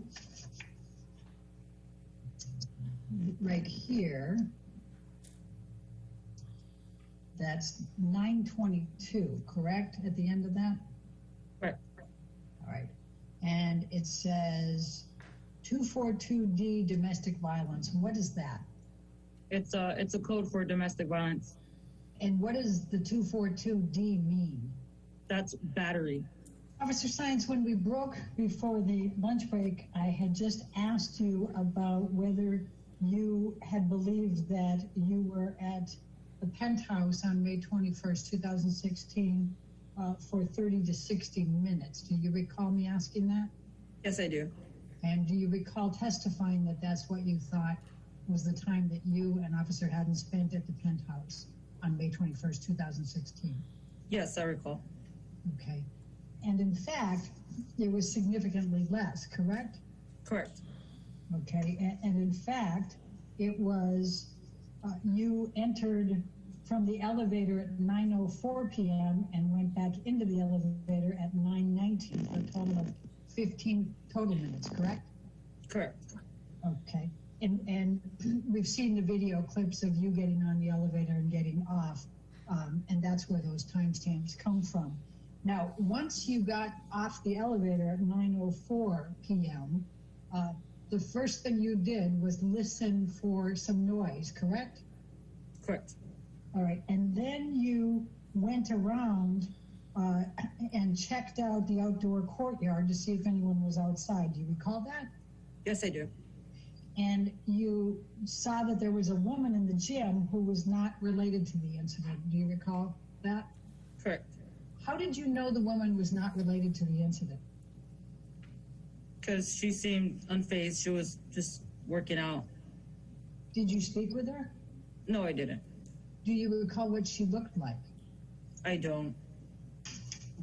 Now, did you take any notes during the entire 15 minutes from when you got off the elevator till when you got back on the elevator from the Penthouse? I did not.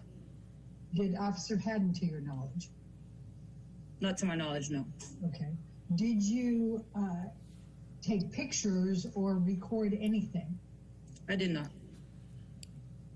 So after you saw the woman in the gym and looked at the perimeter, you went back to the hallway and you met with what you called a white male who was generic. Do you recall using that term?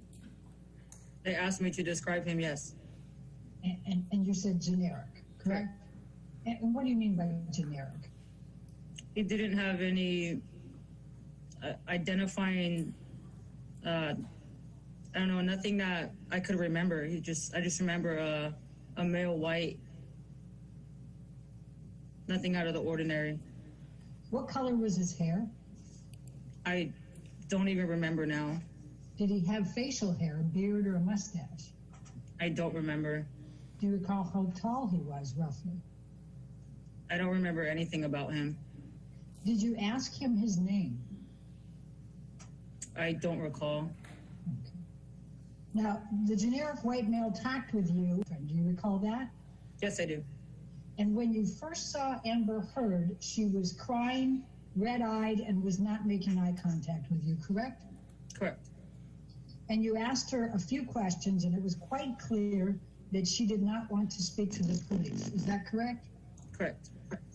Now, Amber Heard was visibly upset, so she would look down. Sometimes she would look up at you when she spoke, but was back and forth, correct?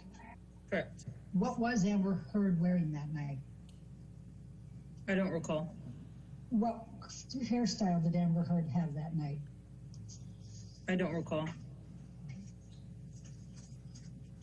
Now, when was the first time you were asked to provide details of the events of May 21, 2016?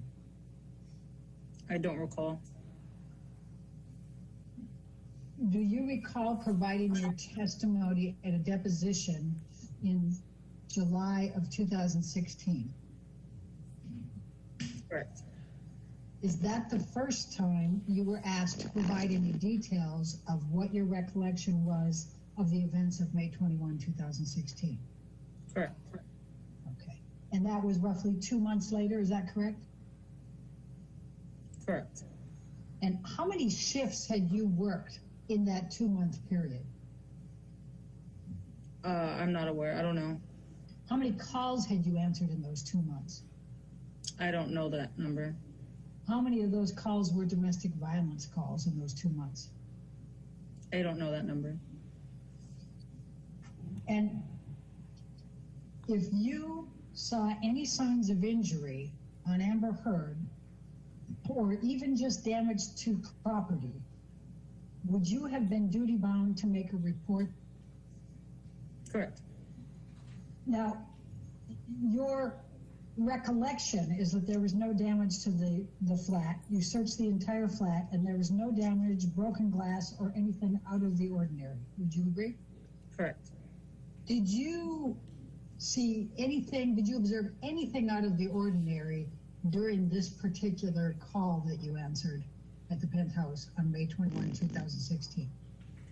I did not. When you left that call, when you got back into that elevator, do you recall what you were thinking? I remember being impressed by the penthouse, how big and beautiful it was, yes. But anything else? No, nothing. And just so we can stay on that for a minute, you had not heard of Amber Heard at the time of this report, right, on May 21st, 2016?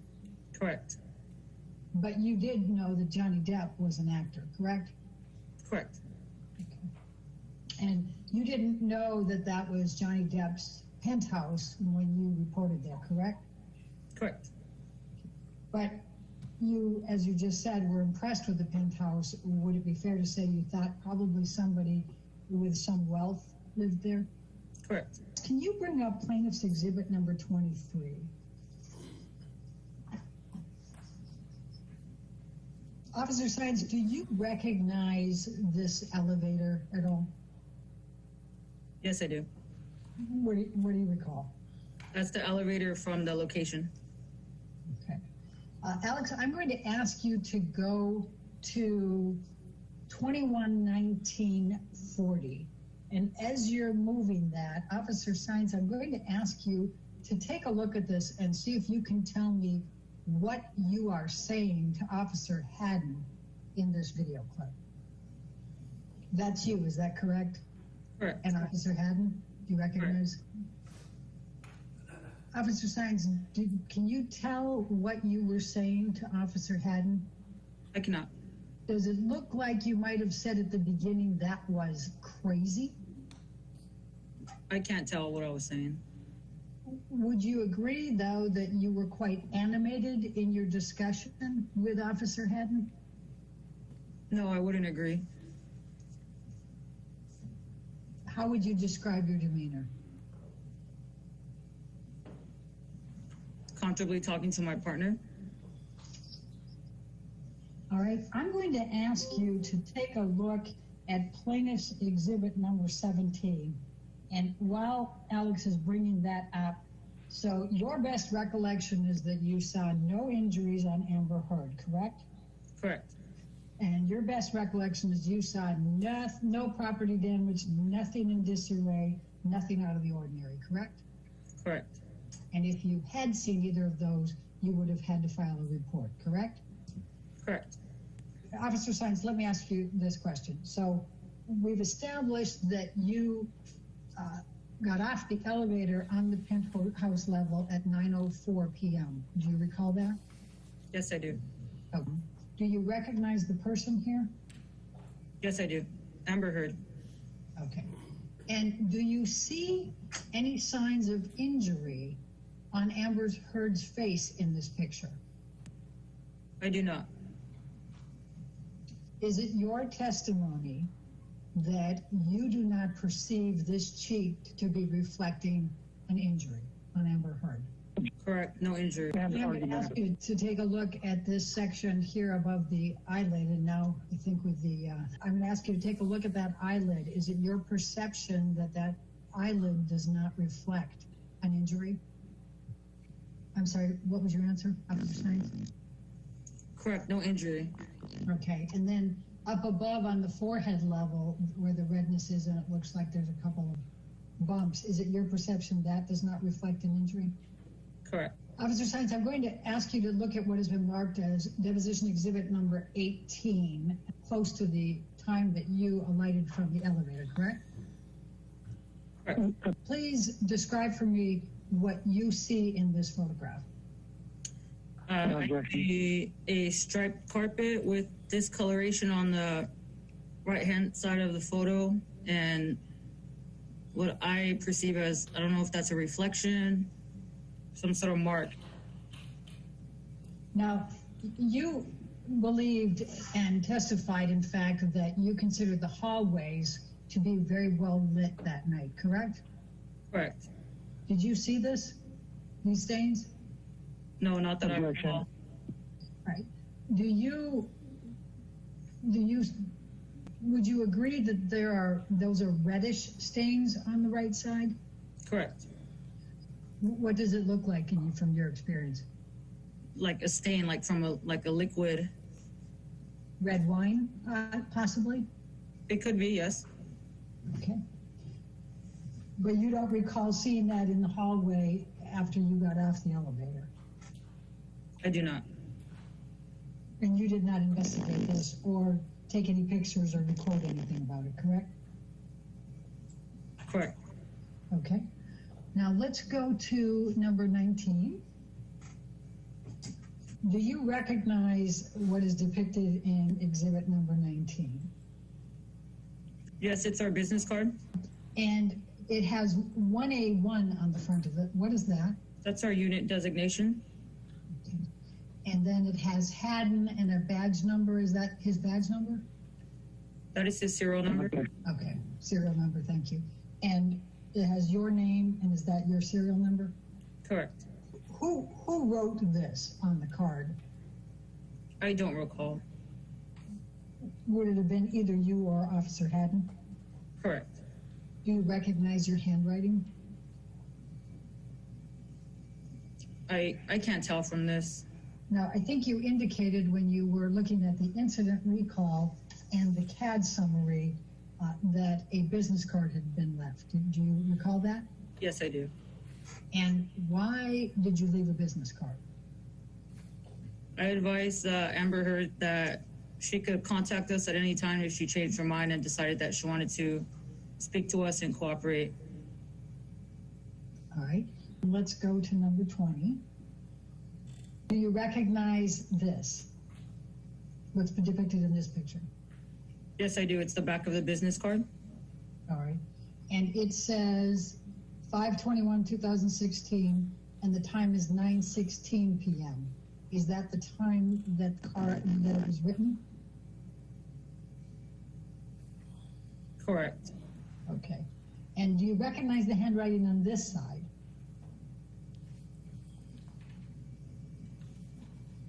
It looks like my handwriting. Okay. Now it says radio call of dispute. Do you see that? I do. Why didn't you put verbal dispute?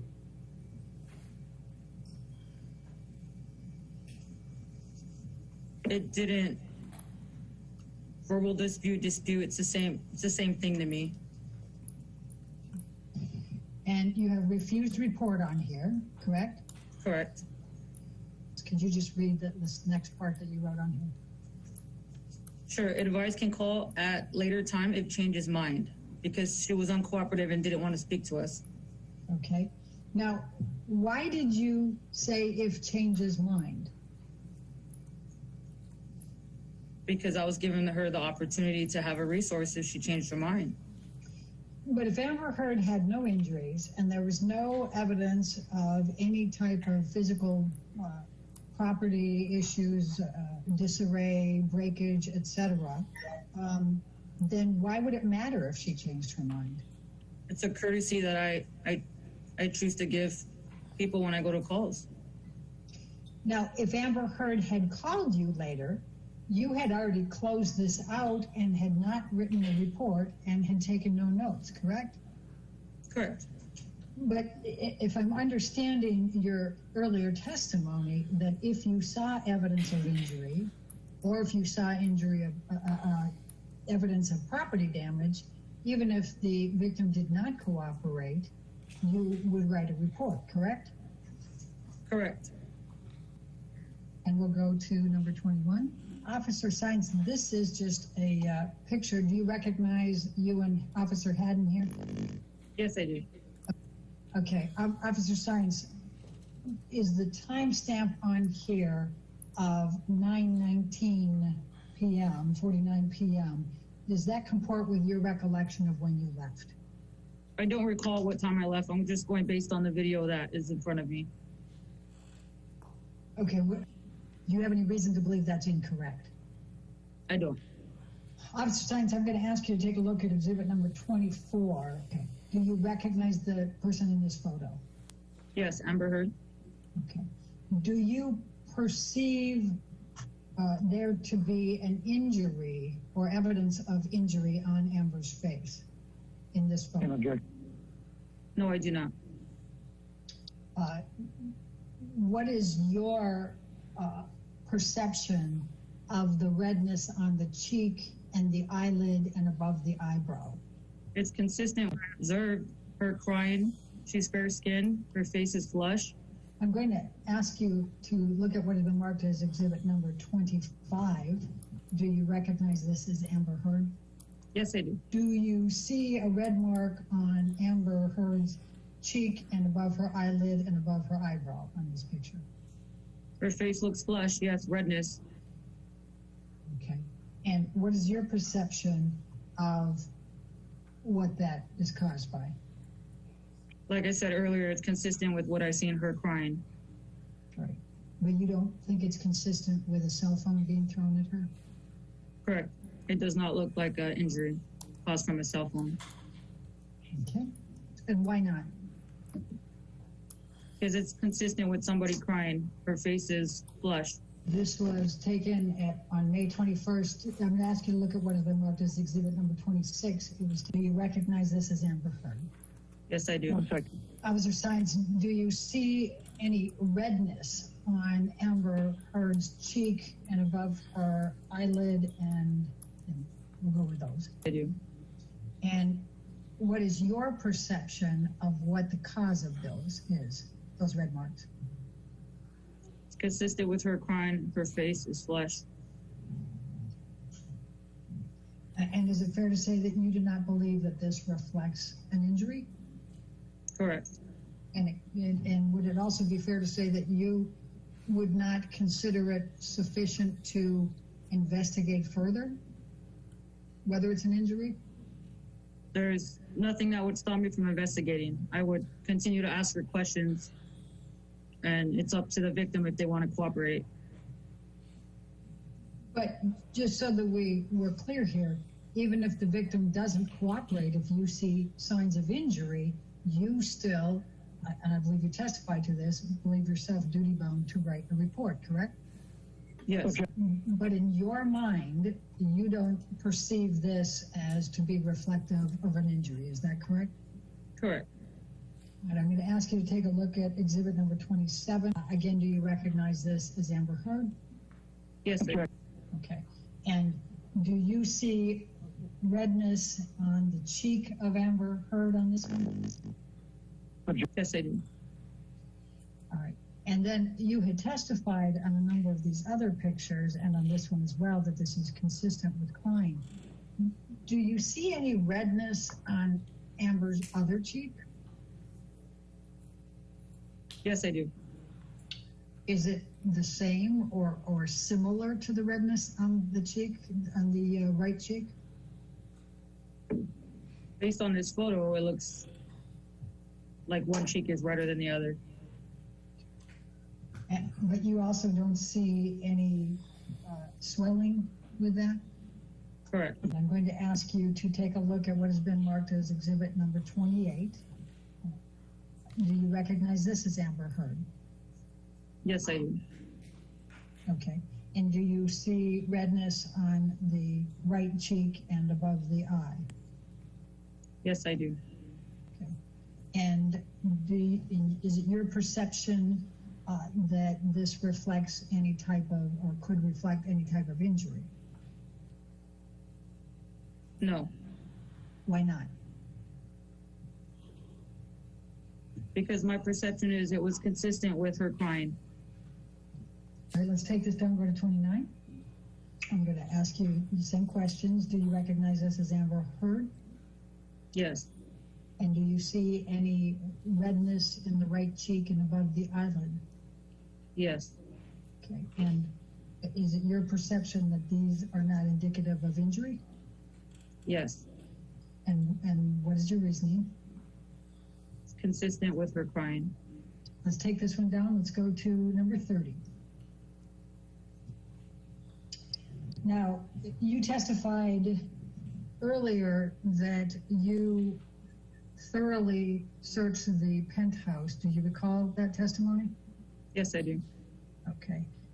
And Josh Drew, the gentleman that you called the generic male, actually took you through, escorted you through the penthouse and the series of penthouses, correct?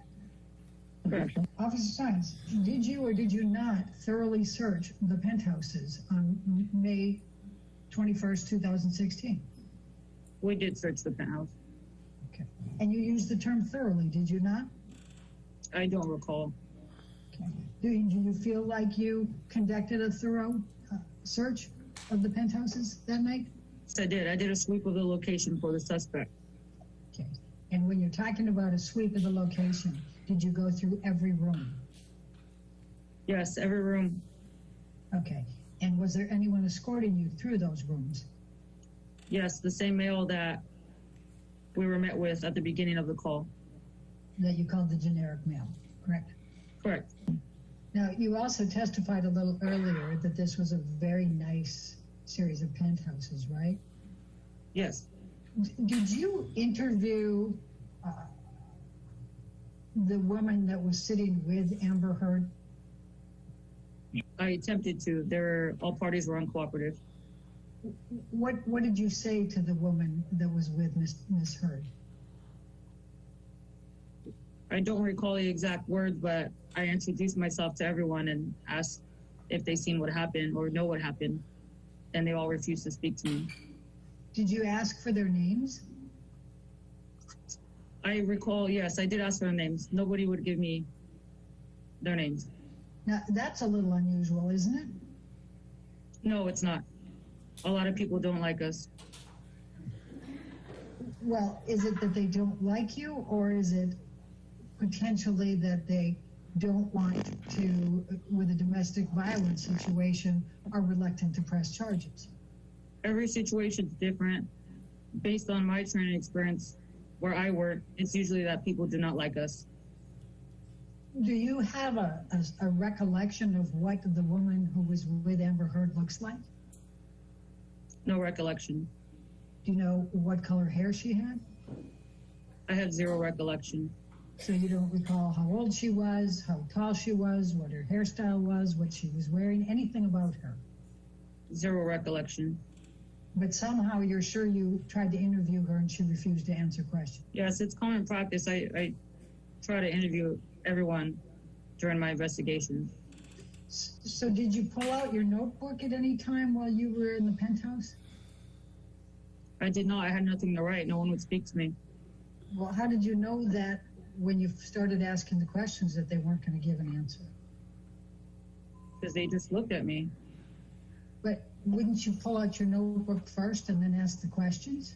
Then write down the answers as they're giving them to you? No, I don't put anything in my hands for officer safety issues until I'm sure that I have something to write. I'm sorry, officer. Can you repeat your answer? I don't put anything in my hands for officer safety reasons. If I'm not sure I'm going to write, I keep my hands free. When I ask the questions, I got no answers. Therefore, I didn't take out any notebooks or pens. Did you have any reason to fear for your safety at the time that you were talking with Amber Heard and the woman with her? I always fear for my safety. A potential suspect could have been in the house. So yes, my guard was not down, if that's what you're asking. What did you do first? Did you look at throughout the house to ensure that the person wasn't there, or did you ask the questions first and then look at the house? I attempted to ask questions first. I can't just go into a house and start checking it without asking questions. So what questions did you ask first? I don't recall specific questions. Do you recall any of your questions? I don't. Do you recall any of the answers that you were given? I don't recall. Now, we went through the domestic violence supplemental report and some of the guidelines for officers on domestic violence. Do you recall that the crime scene, a number of the items reflected location ransacked, location vandalized, furniture in disarray, personal property damage? Do you remember those being items as the checklist for crime scene for domestic violence? As they pertain to domestic violence reports, yes, I do. Right. Now, did you ever speak with the two officers who answered the second call to the townhouse that night? I did not. Did you ever communicate in any manner with the two officers who answered the second call to the penthouse? I did not. Did you communicate through a third party to the second set of officers relating to the domestic violence call and your determination? I did not. Did you know the two officers who responded to the second call? Did not. Do you know who they are to this day? I do not. Have you ever spoken to the other two officers about the responding to this call on May 21st, 2016? I have not.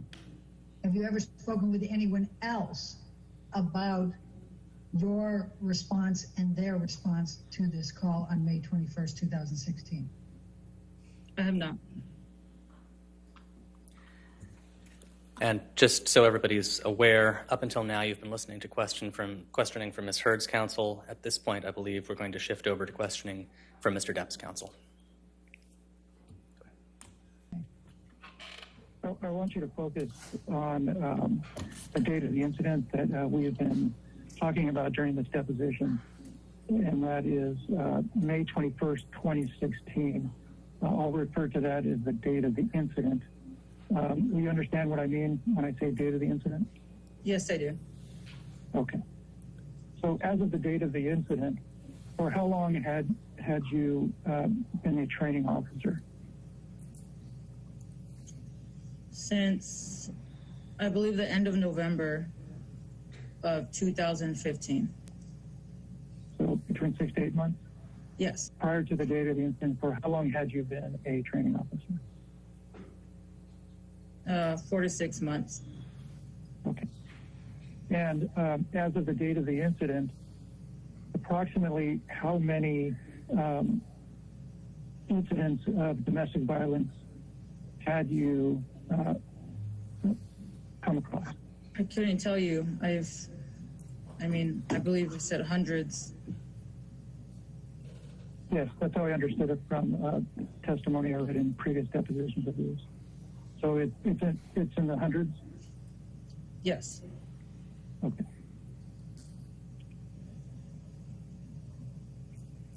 Now, when you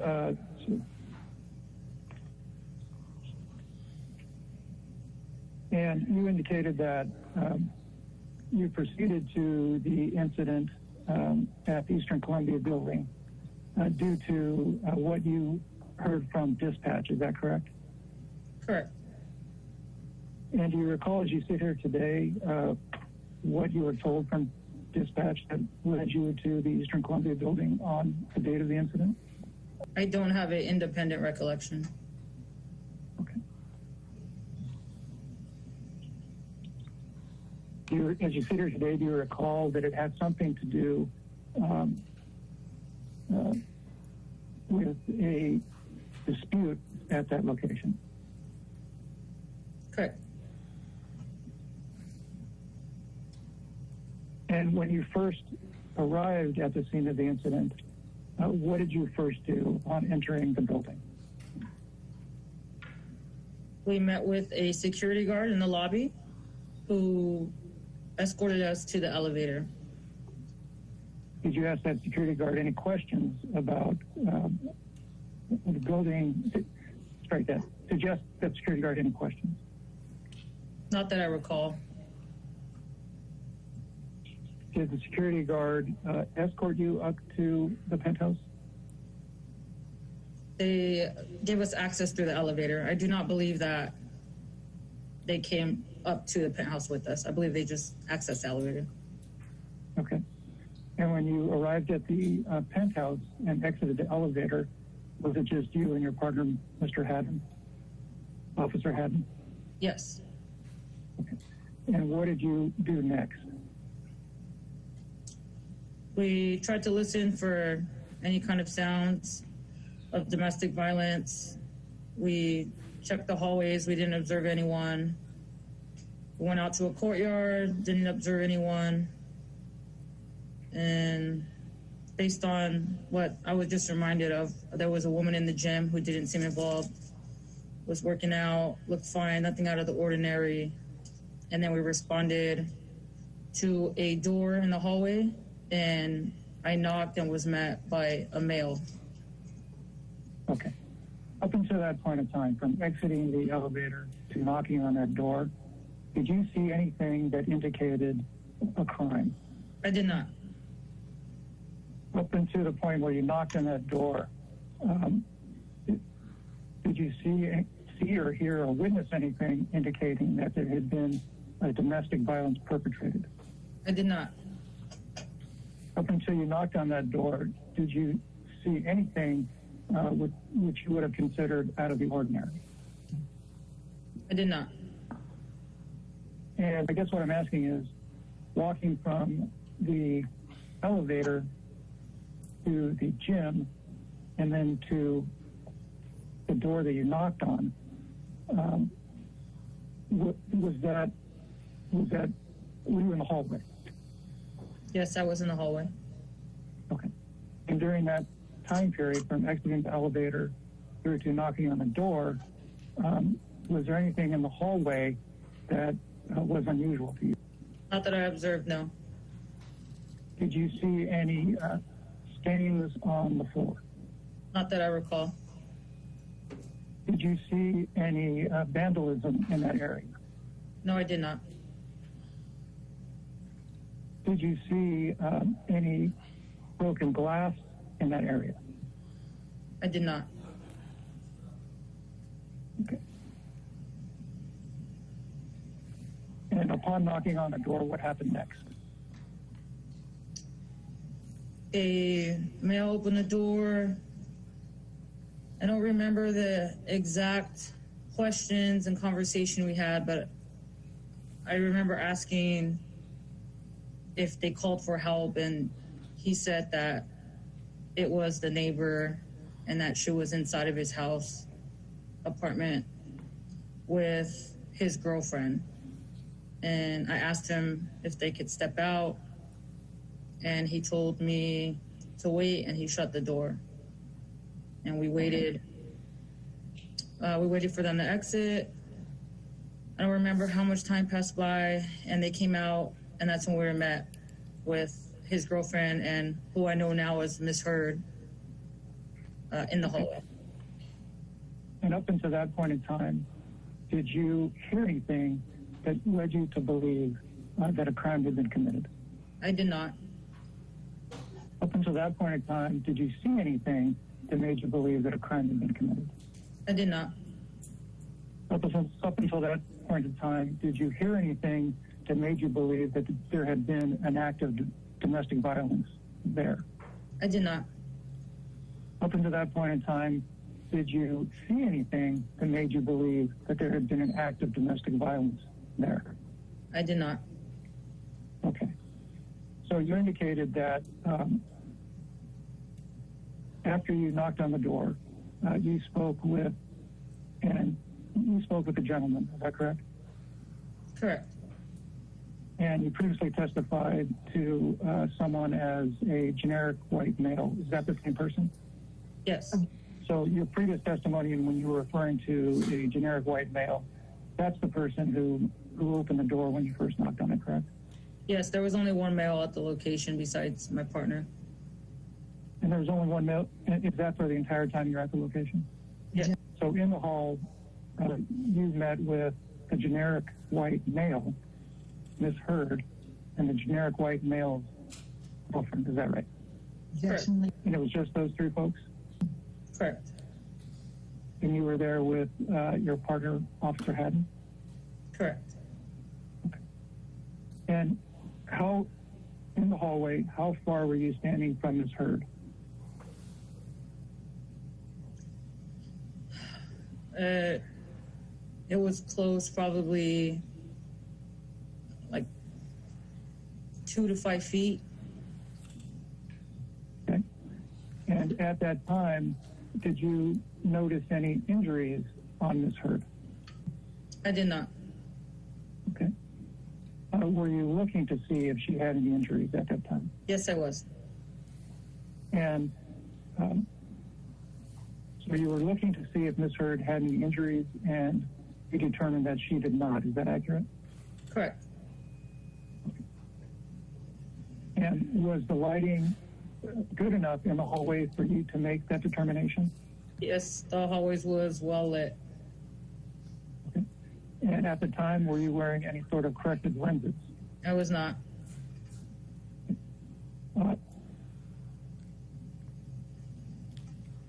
Although you were not wearing corrective lenses, were you prescribed corrective lenses at the time? No, I have never worn glasses, and I'm not prescribed. I have good vision. Okay. And at that time, did you have good vision? Yes, I did. At the time you were observing Miss Heard, did you have good vision? Yes, I did. And did you observe any injuries at that time? I did not. What did you ask Miss Heard at that time, if anything? I don't have an independent recollection. Again, it's been so long. I don't remember specific questions. Okay. Now, let me just back up a little bit. During the time period from when you left the elevator and when Miss Heard came onto the hallway, at any time did the generic white male tell you that there had been an act of domestic violence? No, he did not. Did he tell you anything that made you think there may have been an act of domestic violence? No, he did not. Did he tell you anything that made you believe that a crime may have been committed? No, he did not. And during that time period, did you ask him what had happened or what was happening? Yes, I did ask him, and he just refused to give me any information.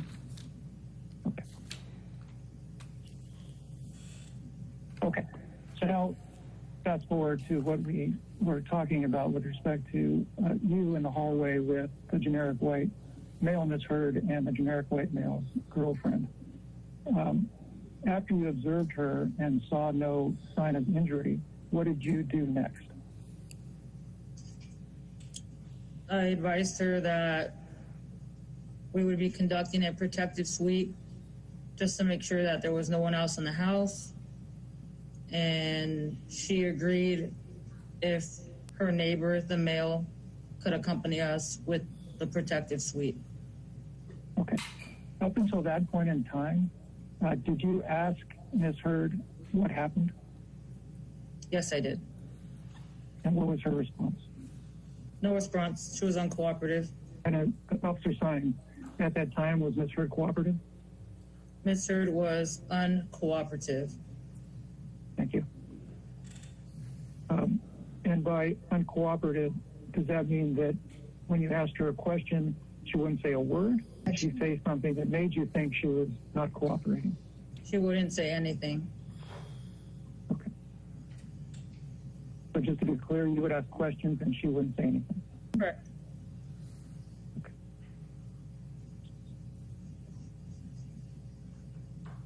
And what did you do at that point?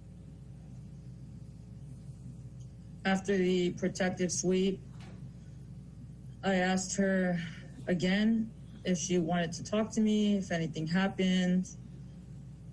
Again, I don't remember the specific questions that I asked her, but I asked her questions to establish if there was some sort of crime, who was involved, and again, she wouldn't give me any information. I attempted to ask her friend, the other woman in the room. I even asked the males to wait in the hallway so it could just be us women in there so we could talk privately. Maybe she felt more comfortable that way. Still, they denied that there was any crime. They wouldn't answer any specific questions. So I wrote a business card. I advised her if she changed her mind that she could call us at any time and we would respond to help her out. So backing up a bit to the time you were in the hallway with the three of them, and you testified that Ms. Heard was uncooperative, and then you indicated you did a sweep. I want to start with from the point of time in the hallway where she was uncooperative, transitioning to the sweep. How did that occur? Did you ask her if you could look in the penthouses?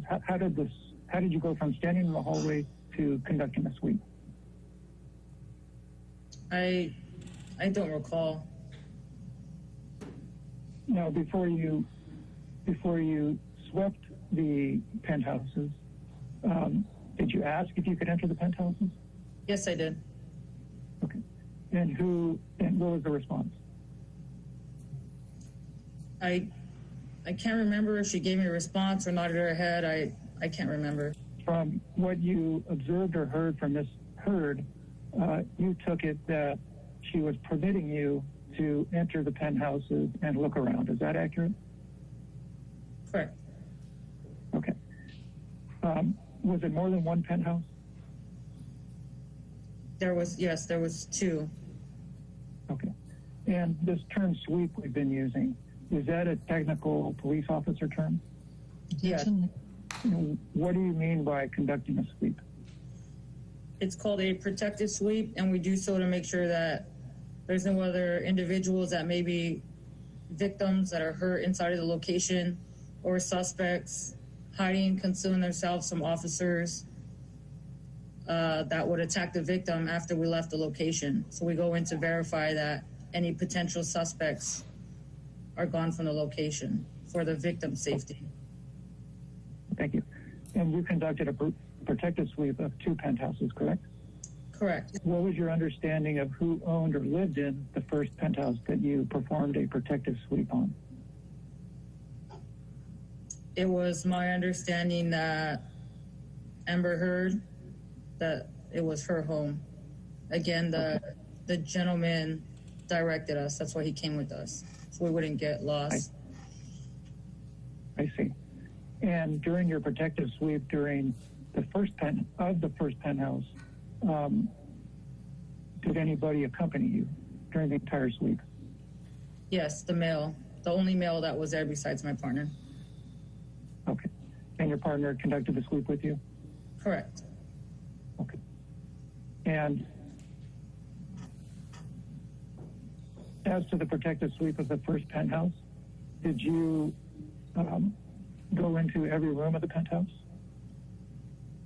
To my knowledge, yes. And was your knowledge based on the generic white male leading you around? Correct. Was it your understanding that your protective sweep included you looking in every room in the penthouse? Correct. During the protective sweep of the first penthouse, did you see anything that led you to believe that a crime had been committed? I did not. During the protective sweep of the first penthouse, did you hear anything that made you think a crime had been committed? I did not. During the first protective sweep, did you see anything that made you think that an act of domestic violence had occurred? I did not. During the protective sweep of the first penthouse, did you hear or see anything? Did you hear or see anything that made you believe an act of domestic violence had occurred? I did not. Okay. Upon your completion of the protective sweep of the first penthouse, up until that point in time, from you exiting the elevator up until that point in time, did you hear or see anything that made you believe that a crime had been committed? I did not. Up until that point in time, did you hear or see anything that made you think an act of domestic violence had occurred? I did not. Now, I want to ask you, you testified to you viewing Miss Heard and not seeing any signs of injury. Did you view her again after that first viewing? During the interviews and throughout the entire investigation, I'm constantly scanning her and watching. So if I see any other observations that would indicate any injury or domestic violence. And did you see anything like that? I did not. And you didn't see, did you see anything like that during the entire time period you were on that call? And do you believe that you had enough time viewing Ms. Heard to determine whether or not she had sustained any injuries? Yes, I do. And did you determine that she sustained any injuries? I determined that she did not sustain any injuries. So other than the conversation you had with her in the hallway when you first got there, did you have any other conversations with Ms. Heard? I did. Inside of the loft or penthouse, sorry. Okay. Was that before or after the protective sweep? I believe both, before and after. I attempted. Okay. How many separate conversations did you have with Ms. Heard? I don't recall. Okay. There was at least the one in the hallway, and there was one before or after the protective sweep, correct? I'm sorry, I missed that answer. Correct. Okay. And during the second conversation you had with her after the one in the hallway, how close were you to her? The same, 2 to 5 feet. She was right in front of me. Were you close enough to get a good view to determine whether or not she had any injuries? Yes, I was. Okay. And during that second conversation, did you determine whether or not she had any injuries? I determined that she did not have any injuries. Okay. At any point in time during the incident, during the date of the incident, did she complain of any injuries? She did not. During the protective sweep of the penthouse, did you see anything in disarray? I did not. Okay. Now, you indicated, let me ask you, did you do a protective sweep of a second penthouse? Yes, I did. Okay. Did the generic white male accompany you on that sweep as well? Yes, he did. What was your understanding of who owned or resided in that second penthouse? I had no idea. Okay. Did you, during that second protective sweep, did you walk through every room in that penthouse? From my understanding, yes, we did. Okay. And during that second protective sweep, did you see anything that you would say was in disarray? I did not. During that second protective sweep, did you see anything that made you believe there had been a crime committed? I did not. During that second protective sweep, did you hear anything that made you think a crime had been committed? I did not. During your protective sweep of the second penthouse, did you see anything that made you believe an act of domestic violence had occurred? I did not. During the protective sweep of the second penthouse, did you hear or see anything that made you believe a crime had been committed? I did not. After you performed the protective sweep of the second penthouse, what did you do? I responded to where Amber Heard was, and I again tried to see if I could get any information from her. I was unsuccessful, and then I issued her the business card and let her know that she could call us back if she wanted to talk. Did she answer any of your questions? No, she did not. At any point in time during the entirety of the incident, did Ms. Heard answer any of your questions? No, she did not.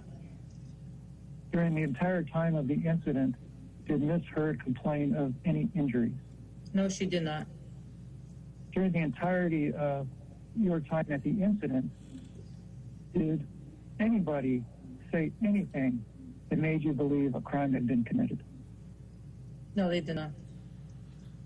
During the entirety of the time you were at the incident, did anybody say anything that made you believe an act of domestic violence had occurred? No, they did not. Okay. During the entirety of your time at the incident, did you see anything that made you believe a crime had occurred? I did not.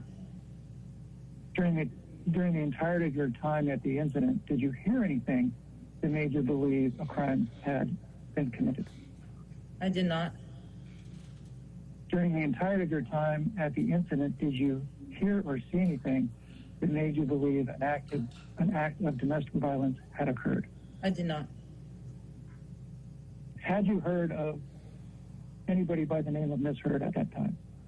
Never. Amber Heard? No, I have never heard of Amber Heard before that time. Okay.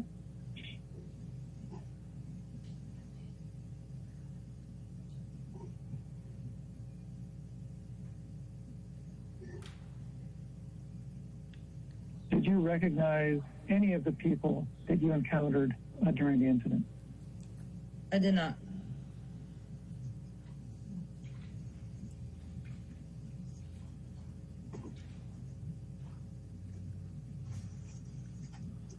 At the time of the incident, did you have any reason to believe that anybody you encountered at the incident was famous? I did not. Okay.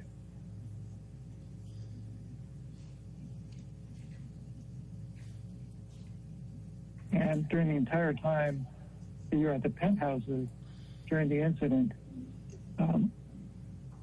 did you have any reason to believe that Mr. Depp was affiliated or involved in the incident? I did not. Madam Reporter, can you repeat my last question? I lost where I was.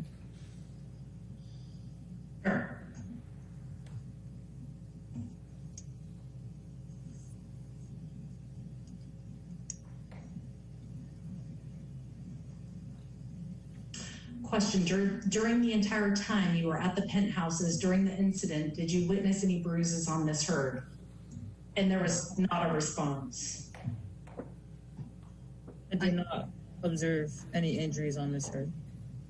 Okay. Did you observe any swelling on Miss Heard's face? I did not.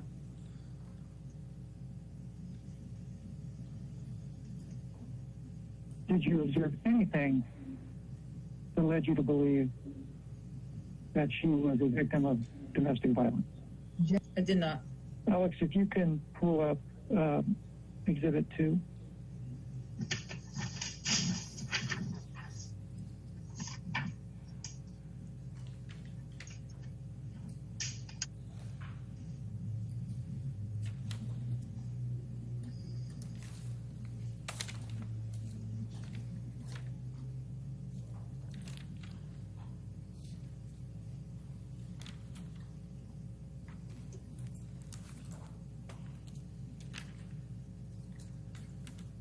So was this going to be Exhibit 57? Yes.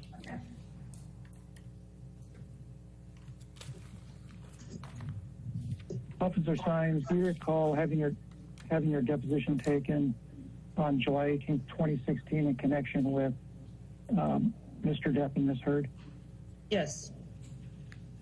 Okay. And do you recall giving testimony in connection with that deposition under oath? Is it yes? I'm sorry, officer. Yes. Okay. And did you give accurate and true testimony at that time? Yes. Okay. And you understood you were under oath, correct? Correct. Okay. Alex, if you can go to page 26. Officer Sines, do you recall testifying as to, that, and I'm talking about today, do you recall just testifying that you can recall what Ms. Heard said to you, if anything? I do not have an independent recollection, but I can go off what I'm seeing here on my screen. Okay. Your Honor, we're at 5 o'clock. It looks like we have about 18 minutes left. Do you want to? You don't have any problem finishing it tonight, do you? Let's go ahead and finish it. Okay. Thank you. And do you agree with me that your memory of the day of the incident was fresher on July 18, 2016 than it is today? Yes, that is correct. Okay. And the incident was May 21st, 2016. This deposition was taken July 18th, 2016. How long after the incident was this deposition taken? A few months. Okay. And Alex, if I could have control.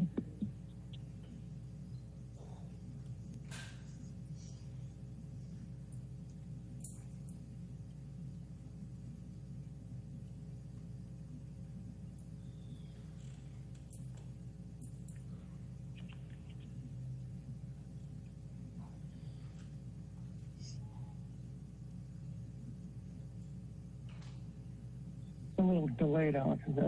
Can that be fixed, or is that just the way it is?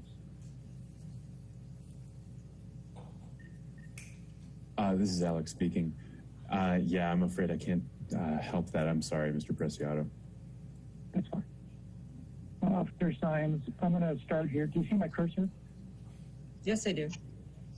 Okay. I'm going to start here at line 3. The question is, okay, so we'll get back to that. Before you did a sweep or a check of the rest of the penthouse, did you have an opportunity to speak with Ms. Heard when you were in the apartment? Answer, yes, I did. Okay. Question, okay, can you tell us about that conversation? Answer, sure. I asked her what happened. Opening question. She said nothing, and she continued to cry. I said, who do you live with? Who do you live here with? She shook her head as if she did not want to answer. I asked her, "Are you hurt? Do you need an ambulance?"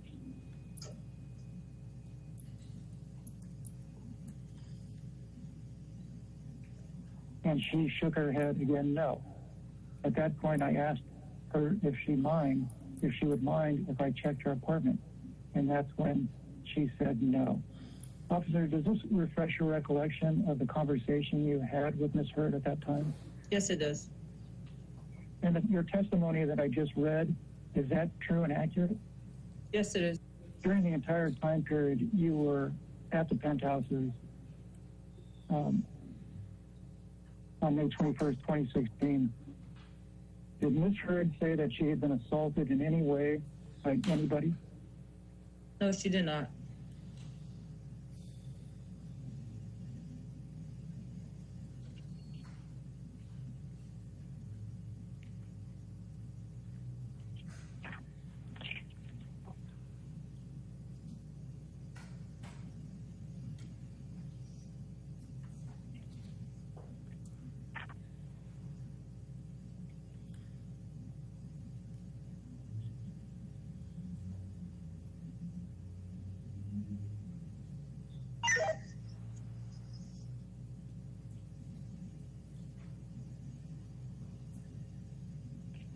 During your protective sweep of the two penthouses, did you view anything that you would characterize as vandalism?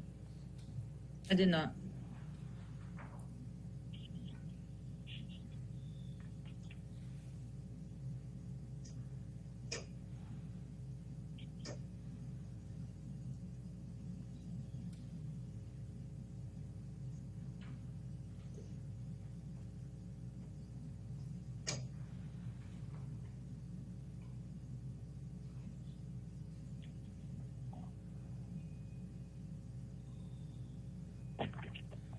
During the entire time you were at the Penthouses on May 21st, 2016, were you looking for any probable cause to believe that a crime had been committed? Yes, I was. And what did you determine? I determined there was no crime. What did you determine with respect to an assessment of probable cause?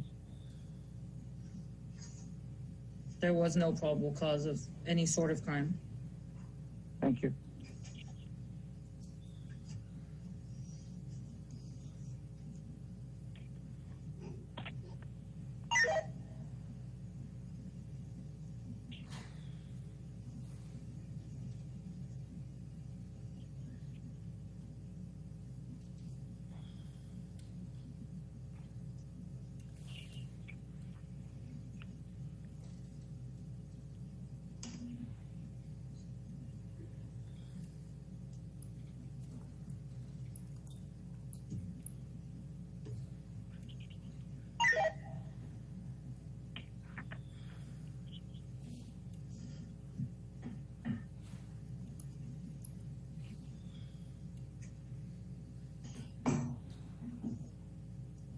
During the entire time you were at the Penthouses on May 21st, 2016, were you wearing any body-worn video cameras? I was not. Are you certain of that? I am certain. And how is it that you are certain of that? Because I didn't start using body-worn video until June of 2016.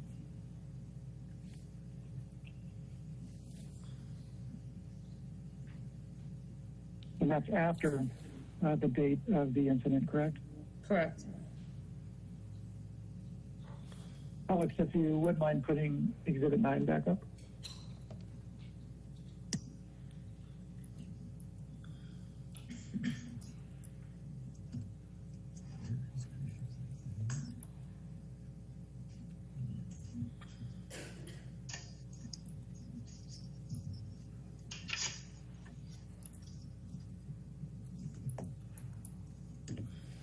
Officer Sines, you were shown this document earlier. What is this document? It is a domestic violence supplemental report. And do you recall counsel asked you about the victim column and the crime scene column? Yes, I do recall. Do you also see that there was a suspect column in the middle? Yes. Okay. And is there any difference between the victim column and the suspect column with respect to the box terms? No difference. Okay.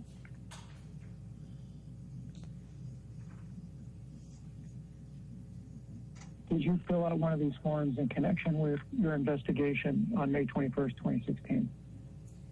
I did not, Why not? because it was determined there was no crime. And Officer Sines, just one more question with respect to that Exhibit 9. I know it's not up, but the fact that you did not fill out that form, is that consistent with your training? Yes, it is. I wouldn't fill that out because there was no crime. It's not called for. When you testified during the London trial, at the time, did you believe your testimony was accurate? Yes, I do.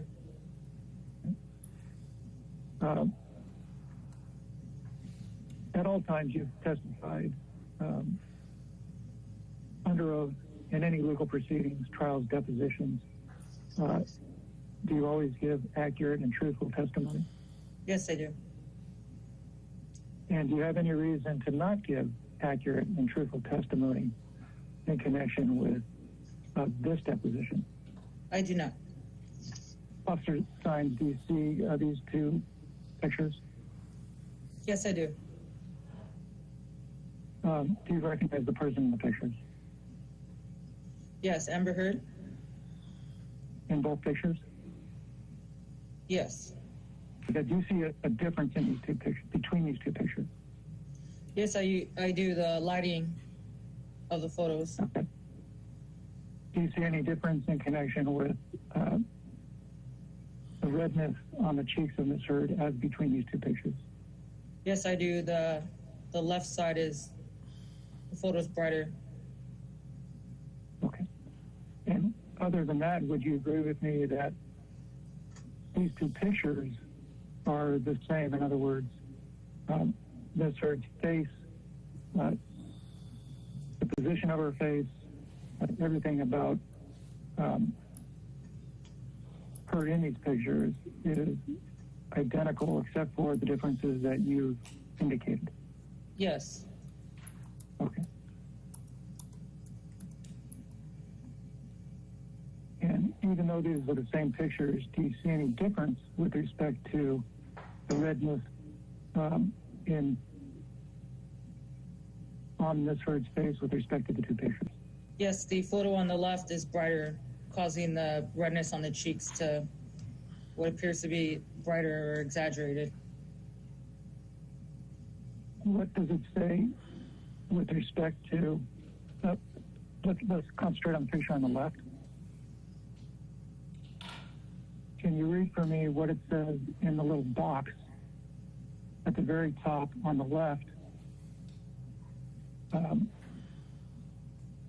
under add a title? Do you see a date and a timestamp?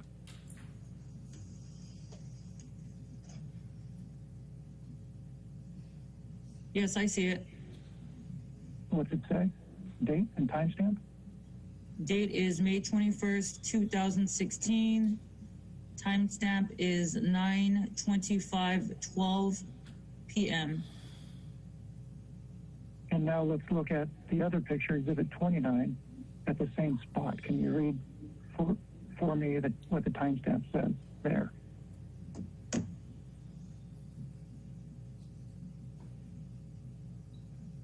Yes, it says May 21st, 2016, 9:25:12 p.m. So both exhibits, both pictures have the same exact timestamp, correct? Correct. And even though that's the case, do you still believe that there's a difference between the two pictures as you previously described? Yes, I do. For signs, do you see Exhibit 41? Yes. Do you recall counsel asking you questions Yes. during your protective sweep of the two penthouses on May 21st, 2016? Did you see anything in disarray? No.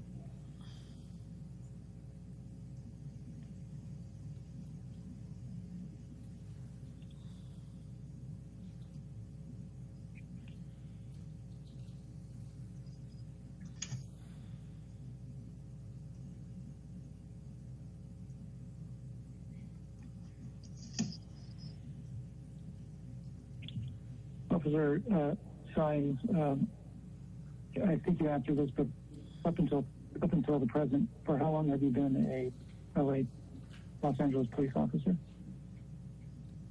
I will be going on 12 years. Officer Sines,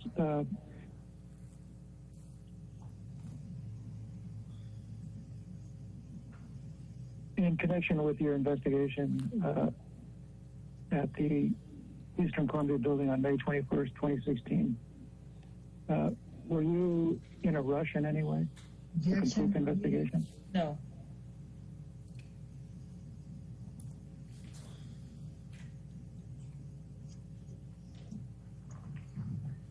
Were you willing to stay as long as necessary to determine if a crime had been committed? Yes.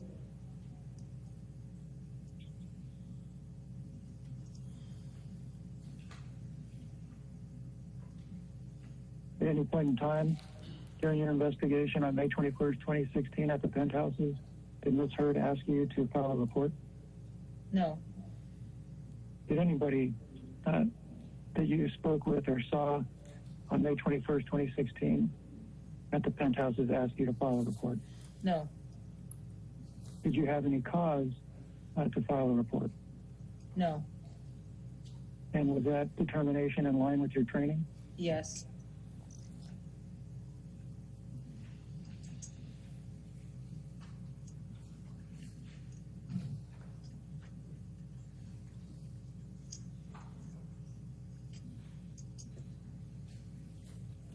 If you had witnessed anything that led you to believe that an act of domestic violence had occurred, would you have filed a report? Yes. And you, in fact, did not file a report, correct? Yes. Correct.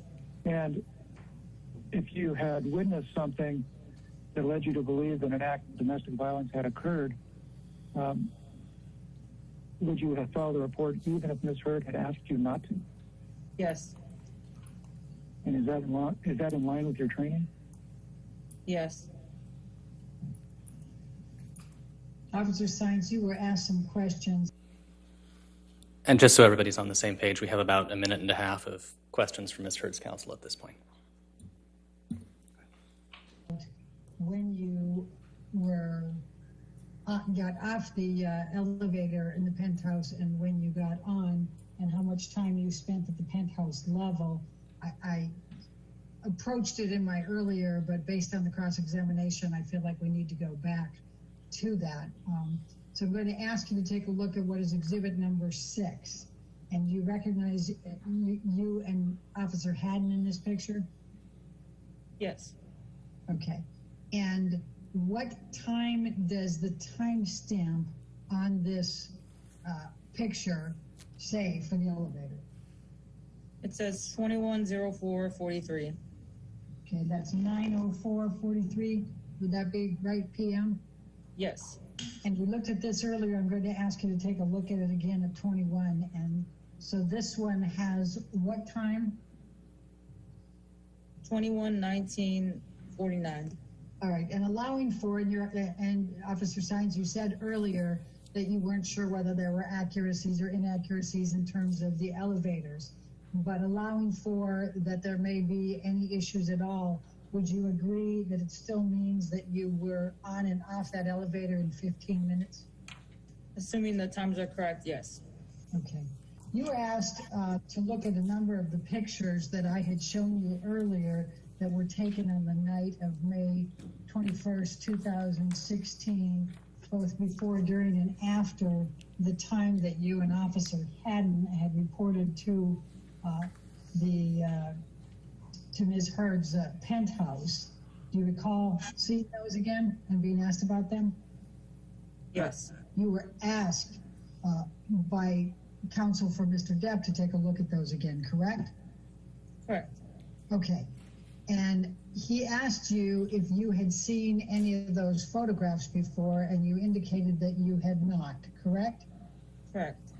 So, other than what was placed in the CAD summary by either you or Officer Haddon, and then also went into the incident recall, are you aware of any documentation that either you or Officer Haddon collected relating in any manner to your visit to the Penthouse on May 21, 2016? No. All right, thank you. All right, ladies and gentlemen, that concludes the testimony for today. Please do not do any outside research and don't talk to anybody about the case, and we'll see you tomorrow morning. Okay, thank you.